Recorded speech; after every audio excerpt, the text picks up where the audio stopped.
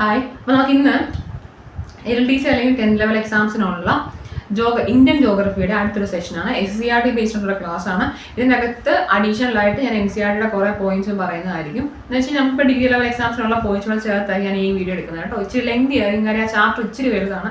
കാരണം നമ്മുടെ ഇൻഡസ്ട്രീസിന്റെ section full അതിനകത്ത് വരുന്നുണ്ട്. അതുകൂടാതെ ട്രാൻസ്പോർട്ട് സിസ്റ്റത്തിന്റെ സെക്ഷൻ ഇതിൻ്റെ അകത്ത് തന്നെയാണ് വരുന്നത്. അപ്പോൾ അതുകൊണ്ട് ഇച്ചിരി ലെങ്തി ആയിരിക്കും വീഡിയോ കേട്ടോ, കുറേ സമയം എടുക്കും മിക്കവാറും. അപ്പോൾ നമുക്ക് സ്റ്റാർട്ട് ചെയ്യാം. നോക്കി, നമുക്കറിയാം ഇന്ത്യയിലെ ഇൻഡസ്ട്രീസിന്റെ ഡിവിഷൻ എന്ന് പറയുന്നത് എന്താണ്? രണ്ടായിട്ടാണ് നമ്മുടെ ഇൻഡസ്ട്രി അല്ലെങ്കിൽ വ്യവസായങ്ങളുടെ ഡിവിഷൻ എന്ന് പറയുന്നത് രണ്ടെണ്ണമാണ്. ഒന്ന് പറയുന്നത് എന്താണ്? നമ്മൾ ഈ പറഞ്ഞിട്ടുള്ള കൃഷി അധിഷ്ഠിത വ്യവസായമാണ് ഒന്ന്, അല്ലെങ്കിൽ എന്താണ് ആഗ്രോ ബേസ് ഇൻഡസ്ട്രീസ് നമ്മൾ പറയും. എന്താണ് കൃഷി അടിസ്ഥിത വ്യവസായം എന്ന് പറഞ്ഞാൽ ആഗ്രോ ബേസ് ഇൻഡസ്ട്രിയുടെ മലയാളമാണ്. രണ്ടാമത്തെ എന്താണ് മിനറൽ ബേസ്ഡ് ഇൻഡസ്ട്രി അല്ലെങ്കിൽ എന്താണ് ധാതു അധിഷ്ഠിത വ്യവസായങ്ങൾ. അപ്പൊ എന്താണ് ക്ലാസിഫിക്കേഷൻ? കൃഷി അടിസ്ഥിത വ്യവസായം എന്നും ധാതു അധിഷ്ഠിത വ്യവസായം എന്നുമാണ് എന്ത് ഈ പറയുന്ന ഇൻഡസ്ട്രീസ് അല്ലെങ്കിൽ വ്യവസായങ്ങളുടെ ക്ലാസിഫിക്കേഷൻ. ഓക്കെ ആണല്ലോ. അപ്പൊ നമുക്കിന്ന് ആദ്യം നമുക്ക് ഈ കൃഷി അടിസ്ഥിത വ്യവസായം സ്റ്റാർട്ട് ചെയ്തിട്ട് പിന്നെ മിനറൽ ബേസ്ഡ് ഇൻഡസ്ട്രി എടുക്കണം, പിന്നെ ട്രാൻസ്പോർട്ട് സിസ്റ്റം റോഡിന്റെ സെക്ഷൻ ഉണ്ട്, നമ്മുടെ വാട്ടർ വേസിന്റെ സെക്ഷൻ ഉണ്ട്, പിന്നെ എയർവേസിന്റെ ഒരു സെക്ഷൻ എടുക്കുന്നുണ്ട്. അപ്പോൾ ഇത്രയും കൂടെ ചേർത്തിട്ടാണ് ഈ ഒരു വീഡിയോ വരുന്നത്. അപ്പോൾ നോക്കിയാൽ നിങ്ങൾ ഈ ടെക്സ്റ്റ് പ്രകാരം നമുക്ക് സ്റ്റാർട്ട് ചെയ്യാം. ഇത് ഈ ഒരൊറ്റ കോളം കഴിഞ്ഞിട്ട് എനിക്ക് കുറേ അഡീഷണൽ എന്ന് വെച്ചാൽ നമുക്ക് ഫസ്റ്റ് ഇൻഡസ്ട്രി ഏതായിരുന്നു അങ്ങനെ കുറേ സംഭവങ്ങൾ പറയാനുണ്ട്. അപ്പോൾ ജസ്റ്റ് നോക്കി, ഇത് നമ്മുടെ ടെക്സ്റ്റിനകത്തുള്ള ഒരു പോയിന്റ് ആണ്. നമുക്കറിയാം മിക്കവാറും എല്ലാ പ്രാവശ്യം ക്വസ്റ്റ്യൻ ചോദിക്കുന്നതാണ് എന്താണ് ഇന്ത്യയിലെ കാർഷിക കാലങ്ങളുടെ ഡിവിഷനാണ് എന്ത് ഈ പറഞ്ഞിട്ടുള്ള ഖാരിഫ് റാബി സൈദ് എന്ന് പറഞ്ഞത് അല്ലേ. ഇന്ത്യയിലെ കാർഷിക കാലങ്ങളുടെ ഡിവിഷനാണ് എന്ത് ഈ പറയുന്ന ഖാരിഫും റാബിയും സെയ്ദും. നമ്മൾ അറിയാം ഇതിനകത്ത് കോമൺ ചോദിക്കുന്നത് എന്താണ് ഈ ഖാരിഫ് വിള ഏതാണ്, റാബിയുടെ വിള ഏതാണ്, സൈദിന്റെ വിളകൾ എന്തൊക്കെയാണ് ചോദിക്കാറുണ്ട്. നമ്മളിപ്പോൾ ഈ ടെക്സ്റ്റ് നോക്കി ഇത് പഠിക്കുക കേട്ടോ. അപ്പോൾ നോക്കി എന്തൊക്കെയാണ് കാർഷിക കാലങ്ങളുടെ ക്ലാസിഫിക്കേഷൻ. ഖാരിഫ് റാബി സൈദ് എന്നുള്ളതാണ് നമ്മുടെ കാർഷിക കാലങ്ങളുടെ ക്ലാസിഫിക്കേഷൻ എന്ന് പറയുമ്പോഴത്തേക്കിന് ഇതിനകത്ത് ഓരോന്നും കൃഷി ചെയ്യുന്ന ഡ്യൂറേഷൻ നമുക്ക് വേണമെങ്കിൽ ഓർത്തിരിക്കാം. ഖാരിഫ് വിള പറഞ്ഞാൽ മൺസൂണിലാണ് ആരംഭിക്കുന്നത് എന്ന് വെച്ചാൽ ജൂൺ നമുക്ക് പറയാം. കറക്റ്റ് അല്ലേ? നമ്മൾ പറഞ്ഞാണ് ക്ലൈമറ്റ് പറഞ്ഞാണ് മൺസൂൺ ജൂൺ ജൂലൈ ഓഗസ്റ്റ് ആണ്. അപ്പോൾ ഓർത്തിരിക്കുക ഖാരിഫ് വിളകൾ കൃഷി ചെയ്യുന്നത് എപ്പോഴാണ്? ജൂണിലാണ് ഈ സംഭവം എന്താണ് നമ്മൾ വിള ഇറക്കുന്ന കാലം അല്ലെങ്കിൽ നമ്മൾ ഇതിനെ കൊണ്ടുപോയി നടുന്ന സമയം എന്ന് പറയുമ്പോഴാണ് മൺസൂൺ കാലത്താണ് ഖാരിഫ് വിളകൾ നമ്മൾ കൃഷി ചെയ്യാൻ സ്റ്റാർട്ട് ചെയ്യുന്നത്. റാബി വിള എന്ന് പറഞ്ഞാൽ എന്താണ്? തൊട്ടിട്ട് ശൈത്യകാലത്തിന്റെ ആരംഭത്തിലാണ്. നമുക്കറിയാം എന്താണ് ഡിസംബർ ജനുവരി ഫെബ്രുവരി ആണ് ഈ പറഞ്ഞിട്ടുള്ള ശൈത്യകാലം എന്ന് പറയുമ്പോഴത്തേക്കിന്. അപ്പൊ നവംബറിന്റെ മധ്യം എന്ന് പറയുമ്പോഴത്തേന് ഓൾമോസ്റ്റ് ശൈത്യകാലത്തിന്റെ ആരംഭമാണ്. അപ്പൊ അതിലാണ് നമ്മൾ എന്ത് കൃഷി ചെയ്യുന്നത്? റാബി വിളകൾ കൃഷി ചെയ്യാൻ സ്റ്റാർട്ട് ചെയ്യുന്നത്. ഇത് നോക്കി സൈദ് വിള എപ്പോഴാണ് നമ്മൾ ചെയ്യുന്നത്? വേനലിന്റെ ആരംഭം പറഞ്ഞാൽ മാർച്ച് തന്നെയാണ് അല്ലെ. അപ്പൊ ഓർത്തിരിക്കുക. അപ്പൊ ഈ ഒറ്റ കോളം പറഞ്ഞാൽ മതി കേട്ടോ. വെച്ചാൽ ഈ വിളയ്ക്കുന്ന കാലം വിളകൾ നമ്മൾ വിള ഇറക്കൽ കാലം അറിഞ്ഞു കഴിഞ്ഞാൽ വിളവെടുപ്പ് കാലം എന്ന് പറയുമ്പോൾ തൊട്ട് ഫ്രണ്ടിലുള്ള കോളത്തിലുള്ള സംഭവം തന്നെയാണ് പോകുന്നത്. അപ്പൊ നോക്കി ഖാരിഫ് വിള നമ്മൾ വിള ഇറക്കുന്നത് എപ്പോഴാണ്? നമ്മൾ ഈ പറഞ്ഞ ജൂണിന്റെ സമയത്താണ് അല്ലെങ്കിൽ മൺസൂണിന്റെ ആരംഭത്തിലാണ് നോക്കിയിരിക്കുക. ഇനി വിളവെടുക്കുന്ന എപ്പോഴാണ്? നവംബറിന്റെ ആദ്യ വാരമാണ്. വെച്ചാൽ നമ്മൾ ഈ പറഞ്ഞിട്ടുള്ള റാബി കൃഷി ചെയ്യുന്നതിന് തൊട്ട് മുമ്പായിരിക്കും ഈ പറഞ്ഞിട്ടുള്ള ഖാരിഫ് വിളയുടെ വിള എടുക്കുന്നത്. ക്ലിയർ ആണല്ലോ അല്ലെ? വിളവെടുക്കുന്നത് എപ്പോഴാണ്? അപ്പം ഖാരിഫ് വിള നമ്മൾ വിളവിറക്കുന്നത് എപ്പോഴും ജൂണിലാണ്. അതിന് വിളവെടുക്കുന്നത് എപ്പോഴാണ്? ഈ പറഞ്ഞിട്ടുള്ള നവംബറിന്റെ സ്റ്റാർട്ടിങ്ങിലായിരിക്കും ഓർത്തിരിക്കുക കേട്ടോ. ചില മൺസൂൺ അവസാനിക്കുന്ന ഒരു സമയത്താണ്. അപ്പൊ സിമിലർലി റാബി നമ്മൾ പറഞ്ഞു, ഈ പറഞ്ഞിട്ടുള്ള ഖാരിഫ് വിളയുടെ വിളവ് എടുത്തു കഴിഞ്ഞിട്ട് തൊട്ട് അടുത്തായിട്ടാണ് എന്തോ ചെയ്യുന്നത്? റാബി കൃഷി ചെയ്യുന്നത്. അപ്പൊ റാബി കൃഷി നമ്മൾ പറഞ്ഞതാണ് എന്ത് ഈ പറഞ്ഞിട്ടുള്ള നവംബറിന്റെ മധ്യത്തിലാണ് അല്ലെങ്കിൽ ശൈത്യകാലത്തിന്റെ ആരംഭത്തിലാണ് ഈ പറഞ്ഞിട്ടുള്ള റാബി വിളകൾ കൃഷി ചെയ്യുന്നത്. അതിന്റെ വിളവെടുക്കുന്നത് എപ്പോഴാണ്? മാർച്ചാണ്. എന്ന് വെച്ചാൽ ഈ പറഞ്ഞിട്ടുള്ള സൈദ് വിളകളുടെ കൃഷി ആരംഭിക്കുന്നതിന് തൊട്ട് മുമ്പാണ് നമ്മൾ ഈ പറഞ്ഞിട്ടുള്ള റാബി വിളകളുടെ കൃഷി നമ്മൾ വിളവെടുക്കുന്നത്. ക്ലിയർ ആണല്ലോ? അല്ലെങ്കിൽ വേനലിന്റെ ആരംഭകാലത്താണ് നമ്മൾ ഈ പറഞ്ഞിട്ടുള്ള റാബി വിളകളുടെ വിളവെടുക്കുന്നത് ഓർത്തിരിക്കുക. അപ്പൊ ഈ റാബി വിളകളുടെ കൃഷി വിളവെടുത്ത് കഴിഞ്ഞിട്ടുള്ള തൊട്ട് അടുത്ത സെക്ഷനിലാണ് എന്ത് ചെയ്യുന്നത്? നമ്മൾ ഈ പറഞ്ഞിട്ടുള്ള സൈഡ് വിളകളുടെ കൃഷി നമ്മൾ സ്റ്റാർട്ട് ചെയ്യുന്നത്. ഇനി എവിടെ ചെന്ന് അവസാനിക്കുക? ഈ ഖാരിഫ് വിളകളുടെ കൃഷി സ്റ്റാർട്ട് ചെയ്യുന്നതിന് തൊട്ട് മുമ്പ് വെച്ചിട്ട് നമ്മൾ എന്തോ ചെയ്യും? ഇതിന്റെ വിളവെടുക്കും സൈഡിന്റെ. ക്ലിയർ ആണല്ലോ അല്ലെ? അപ്പൊ നമ്മൾ ജസ്റ്റ് ഒന്ന് ഓർത്തിരിക്കുക. ഇത് നിങ്ങൾ ഓൾറെഡി അറിയാവുന്നതാണ് എല്ലാവർക്കും, ഞാനത് ഡീറ്റെയിൽ ആയിട്ടൊന്നും പറയുന്നില്ല. അപ്പോൾ ഓർത്തിരിക്കുക, ഖാരിഫ് വിളയുടെ എക്സാമ്പിൾസ് പഠിച്ചു വെക്കുക. ഈ പറഞ്ഞിട്ടുള്ള നെല്ല്, ചോളം, പരുത്തി, നമ്മുടെ മില്ലറ്റ്സ്, ഇതാണ് മില്ലറ്റ്സ് ആണ്. ഈ പറഞ്ഞിട്ടുള്ള തിനവിളകൾ എന്ന് പറഞ്ഞാൽ മില്ലറ്റ്സ് ആണ്. അതൊക്കെ നമുക്ക് അറിയാവുന്നതാണ്. എന്ത് നമ്മുടെ രാജസ്ഥാനിലൊക്കെ ഉള്ള കൃഷി ചെയ്യുന്നതാണ് ഈ മില്ലറ്റ്സ് എന്ന് പറഞ്ഞ സംഭവം. ഈ പറഞ്ഞിട്ടുള്ള എന്താണ് ജോവർ, ബജ്റ, റാഗി എന്നൊക്കെ പറഞ്ഞ സംഭവം എന്താണ്? മില്ലറ്റ്സ് ആണ് കേട്ടോ. മില്ലറ്റ്സ് എന്ന് പറഞ്ഞാൽ തിനവിളകളെല്ലാം എന്ത് തന്നെയാണ്? ഖാരിഫ് വിളയാണ്. അപ്പം നമ്മുടെ നെല്ല്, ചോളം, പരുത്തി, പറഞ്ഞിട്ടുള്ള മില്ലറ്റ്സ് അല്ലെങ്കിൽ തിനവിളകൾ, നമ്മുടെ ചണം, കരിമ്പ്, നിലക്കടല ഇതെല്ലാം എന്ത് തന്നെയാണ്? ഖാരിഫ് വിളയാണ്. റാബി വിളകളാണ് എന്ത്? ഈ പറഞ്ഞിട്ടുള്ള ഗോതമ്പ്, പുകയിലൊക്കെയുള്ള സംഭവങ്ങൾ. സൈഡ് വിളകളാണ് നമ്മൾ ഈ പറഞ്ഞിട്ടുള്ള നമ്മുടെ എന്താണ്? ഫ്രൂട്ട്സും വെജിറ്റബിൾസും. ക്ലിയർ ആണല്ലോ? അപ്പം നിങ്ങൾ ജസ്റ്റ് നോക്ക്, ടെക്സ്റ്റിലുള്ളതാണ്, മറന്നുപോയത് ടെക്സ്റ്റിലുള്ളതാണ്. ഇതിൻ്റെ ഡിവിഷനും പഠിക്കുക, ഇതിനകത്തുള്ള ഓരോ വിളകളുടെയും പേരും പഠിക്കുക കേട്ടോ. നമുക്കറിയാം ഈ പറഞ്ഞിട്ടുള്ള ജോവറും ബജ്റയും റാഗിയാണ് എന്ത്? നമ്മൾ ഈ പറഞ്ഞിട്ടുള്ള മില്ലറ്റ്സ് അല്ലെങ്കിൽ തിനവിളകൾ എന്നുള്ളൊരു സംഭവം. ക്ലിയർ അല്ലേ? നമുക്കിനിയും നോക്കി ഈ ടെക്സ്റ്റിനകത്ത് ഉള്ള സംഭവം പോകുന്നതിന് മുമ്പിട്ട് നമുക്ക് അഡീഷണൽ ആയിട്ട് കുറേ സംഭവങ്ങൾ പഠിക്കണം. അപ്പം നോക്കാം, ഇതൊന്ന് പഠിക്കണം. കാരണം ഇതെന്ന് പറയുമ്പോൾ ഇത് ഇമ്പോർട്ടൻ്റ് ആയിട്ട് അറിഞ്ഞിരിക്കുന്ന ടോപ്പിക്കാണ് ഈ സംഭവം എന്ന് പറയുമ്പോൾ. നമുക്കത് സ്റ്റാർട്ട് ചെയ്യാം. ഇൻഡസ്ട്രീസ്, ഇപ്പം നമുക്ക് ആഗ്രോ ബേസ്ഡ് ആണെങ്കിലും മിനറൽ ബേസ്ഡ് ഇൻഡസ്ട്രി ആണെന്നുണ്ടെങ്കിലും ഈ ഇൻഡസ്ട്രീസിനെ കുറിച്ചുള്ള ബേസിക് ഫാക്ട്സ് അറിഞ്ഞിരിക്കുക. അതിൽ ഫസ്റ്റ് വൺ ആണ് ഈ ടിസ്കോ എന്നുള്ള സംഭവം. എന്താണിത്? ടാറ്റ അയൺ ആൻഡ് സ്റ്റീൽ കമ്പനിയാണ് എന്ത്? ടിസ്കോ എന്ന് പറയുന്നത് അല്ലേ? ടിസ്കോയുടെ പ്രത്യേകത എന്താണ്? ഇന്ത്യയിലെ ഫസ്റ്റ് മോഡേണൈസ്ഡ് ഇൻഡസ്ട്രിയാണ് ഈ ടിസ്കോ എന്ന് പറഞ്ഞത്. തെറ്റിക്കത് എന്താണ്? ഇന്ത്യയിലെ ഫസ്റ്റ് മോഡേണൈസ്ഡ് ആയിട്ടുള്ള ഇൻഡസ്ട്രിയാണ് എന്ത്? ടിസ്കോ. ടിസ്കോയുടെ ഫുൾ ഫോം എന്താണ്? Tata iron and steel company എന്നാണ് എന്ത്? ടിസ്കോയുടെ പേര് നോക്കിയിരിക്കുക. ഇതാണ് ടിസ്കോയുടെ ഫൗണ്ടർ ആണ് ഈ പറഞ്ഞിട്ടുള്ള ടാറ്റ. ടാറ്റയുടെ ആണല്ലോ ടിസ്കോ എന്ന് പറയുമ്പോഴത്തേന് ജംഷഡ്ജി ടാറ്റ ആണ് എന്ത്? ടിസ്കോയുടെ ഫൗണ്ടർ. ഈ ടിസ്കോയുടെ ഫൗണ്ടർ ആണ്. കാര്യം ഇതാണ് ഇന്ത്യയിലെ ഫസ്റ്റ് മോഡേണൈസ്ഡ് ഇൻഡസ്ട്രി എന്ന് പറഞ്ഞാൽ ടിസ്കോ ആണ്. ടിസ്കോയുടെ ഫൗണ്ടർ ആണ് ഈ പറഞ്ഞ ജംഷഡ്ജി ടാറ്റ എന്ന് പറഞ്ഞാൽ. പുള്ളിയാണ് എന്താ വിളിക്കുന്നത്? ഫാദർ ഓഫ് ഇന്ത്യൻ ഇൻഡസ്ട്രീസ് അല്ലെങ്കിൽ ഇന്ത്യൻ വ്യവസായത്തിന്റെ പിതാവ് എന്ന് നമ്മൾ വിളിക്കുന്നത് ആരെയാണ്? ജംഷഡ്ജി ടാറ്റയാണ് കേട്ടോ. ജംഷഡ്ജി ടാറ്റയാണ് എന്ത് വിളിക്കുന്നത്? ഭാരതത്തിന്റെ വ്യവസായത്തിന്റെ പിതാവ് എന്ന് വിളിക്കുന്നത് ജംഷഡ്ജി ടാറ്റയാണ്. ഏത് കമ്പനിയുടെ ഫൗണ്ടറാണ് Jamshedji Tata? TISCO, Tata iron and steel കമ്പനിയുടെ ഫൗണ്ടർ ആണ് ആര്? ഈ പറഞ്ഞിട്ടുള്ള ജംഷഡ്ജി ടാറ്റ നോക്കിയിരിക്കുക. ഈ പറഞ്ഞിട്ടുള്ള നമ്മുടെ മഹാരാഷ്ട്രയിലാണ് എന്തോ ഉള്ളത് ഏറ്റവും കൂടുതൽ ഇൻഡസ്ട്രീസ് ഉള്ള അല്ലെങ്കിൽ ഏറ്റവും കൂടുതൽ വ്യവസായങ്ങളുള്ള സംസ്ഥാനം എന്ന് പറയുമ്പോൾ എന്താണ്? മഹാരാഷ്ട്രയാണ്. ഒരു ഇൻഡസ്ട്രിയും ഒരു വ്യവസായം ഇല്ലാത്ത സംസ്ഥാനമാണ് മിസോറാം നോക്കുക. ഇവിടെ മഹാരാഷ്ട്രയിലാണ് ഏറ്റവും കൂടുതൽ വ്യവസായമുള്ള സംസ്ഥാനം മഹാരാഷ്ട്രയാണ്. മിസോറാമിലാണ് എന്തോ ഉള്ളത് ഒരു ഇൻഡസ്ട്രിയും ഇല്ലാത്ത അല്ലെങ്കിൽ ഒരു വ്യവസായങ്ങളും ഇല്ലാത്ത ഒരു സംസ്ഥാനമാണ് നമ്മൾ പറഞ്ഞിട്ടുള്ള മിസോറാം എന്ന് പറയുമ്പോൾ. അതുപോലെ തന്നെ ഇന്ത്യയുടെ ആദ്യത്തെ വ്യവസായ മന്ത്രിയാണ് നമ്മുടെ ആര്? ശ്യാം പ്രസാദ് മുഖർജി. നമുക്കറിയാമല്ലോ ശ്യാം പ്രസാദ് മുഖർജി എയർപോർട്ടൊക്കെ ഉള്ളതാണ്. ഇന്ത്യയുടെ ഫസ്റ്റ് വ്യവസായ മന്ത്രിയാണ് ആര്? ശ്യാമപ്രസാദ് മുഖർജി എന്ന് പറയുമ്പോൾ. ഇപ്പോഴത്തെ വ്യവസായ മന്ത്രിയാണ് ആര്? ഈ പറഞ്ഞിട്ടുള്ള Piyush Goyal. First industrial minister അല്ലെങ്കിൽ വ്യവസായ മന്ത്രിയാണ് ആര്? നമ്മുടെ ശ്യാമപ്രസാദ് മുഖർജി നോക്കിയിരിക്കുക. ഇപ്പോഴത്തെ ഇന്ത്യയുടെ ഇൻഡസ്ട്രിയൽ മിനിസ്റ്റർ ആരാണ്? പീയൂഷ് ഗോയലാണ്. കേരളത്തിന്റെ വ്യവസായ മന്ത്രിയാണ് ആര്? ഈ പറഞ്ഞിട്ടുള്ള പി രാജീവ് നോക്കിയിരിക്കുക. അപ്പൊ ഫസ്റ്റ് ഇന്ത്യയിലെ ആദ്യത്തെ വ്യവസായ മന്ത്രിയാണ് നമ്മൾ പറഞ്ഞിട്ടുള്ള ശ്യാമപ്രസാദ് മുഖർജി. ഇപ്പോഴത്തെ ഇന്ത്യയിലെ വ്യവസായ മന്ത്രിയാണ് ആര്? നമ്മൾ പറഞ്ഞിട്ടുള്ള പീയൂഷ് ഗോയൽ. കേരളത്തിലെ വ്യവസായ മന്ത്രിയാണ് ആര്? പി രാജീവ് എന്ന് ഓർത്തിരിക്കുക. ജസ്റ്റ് ബേസിക് ആയിട്ടുള്ള കാര്യം അറിഞ്ഞിരുന്നാൽ മതി.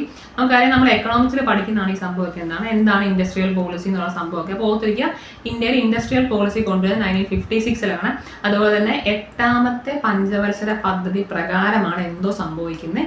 ഈ പറഞ്ഞിട്ടുള്ള ഇൻഡസ്ട്രികളുടെ മോഡേണൈസേഷൻ. എന്താണ് modernisation?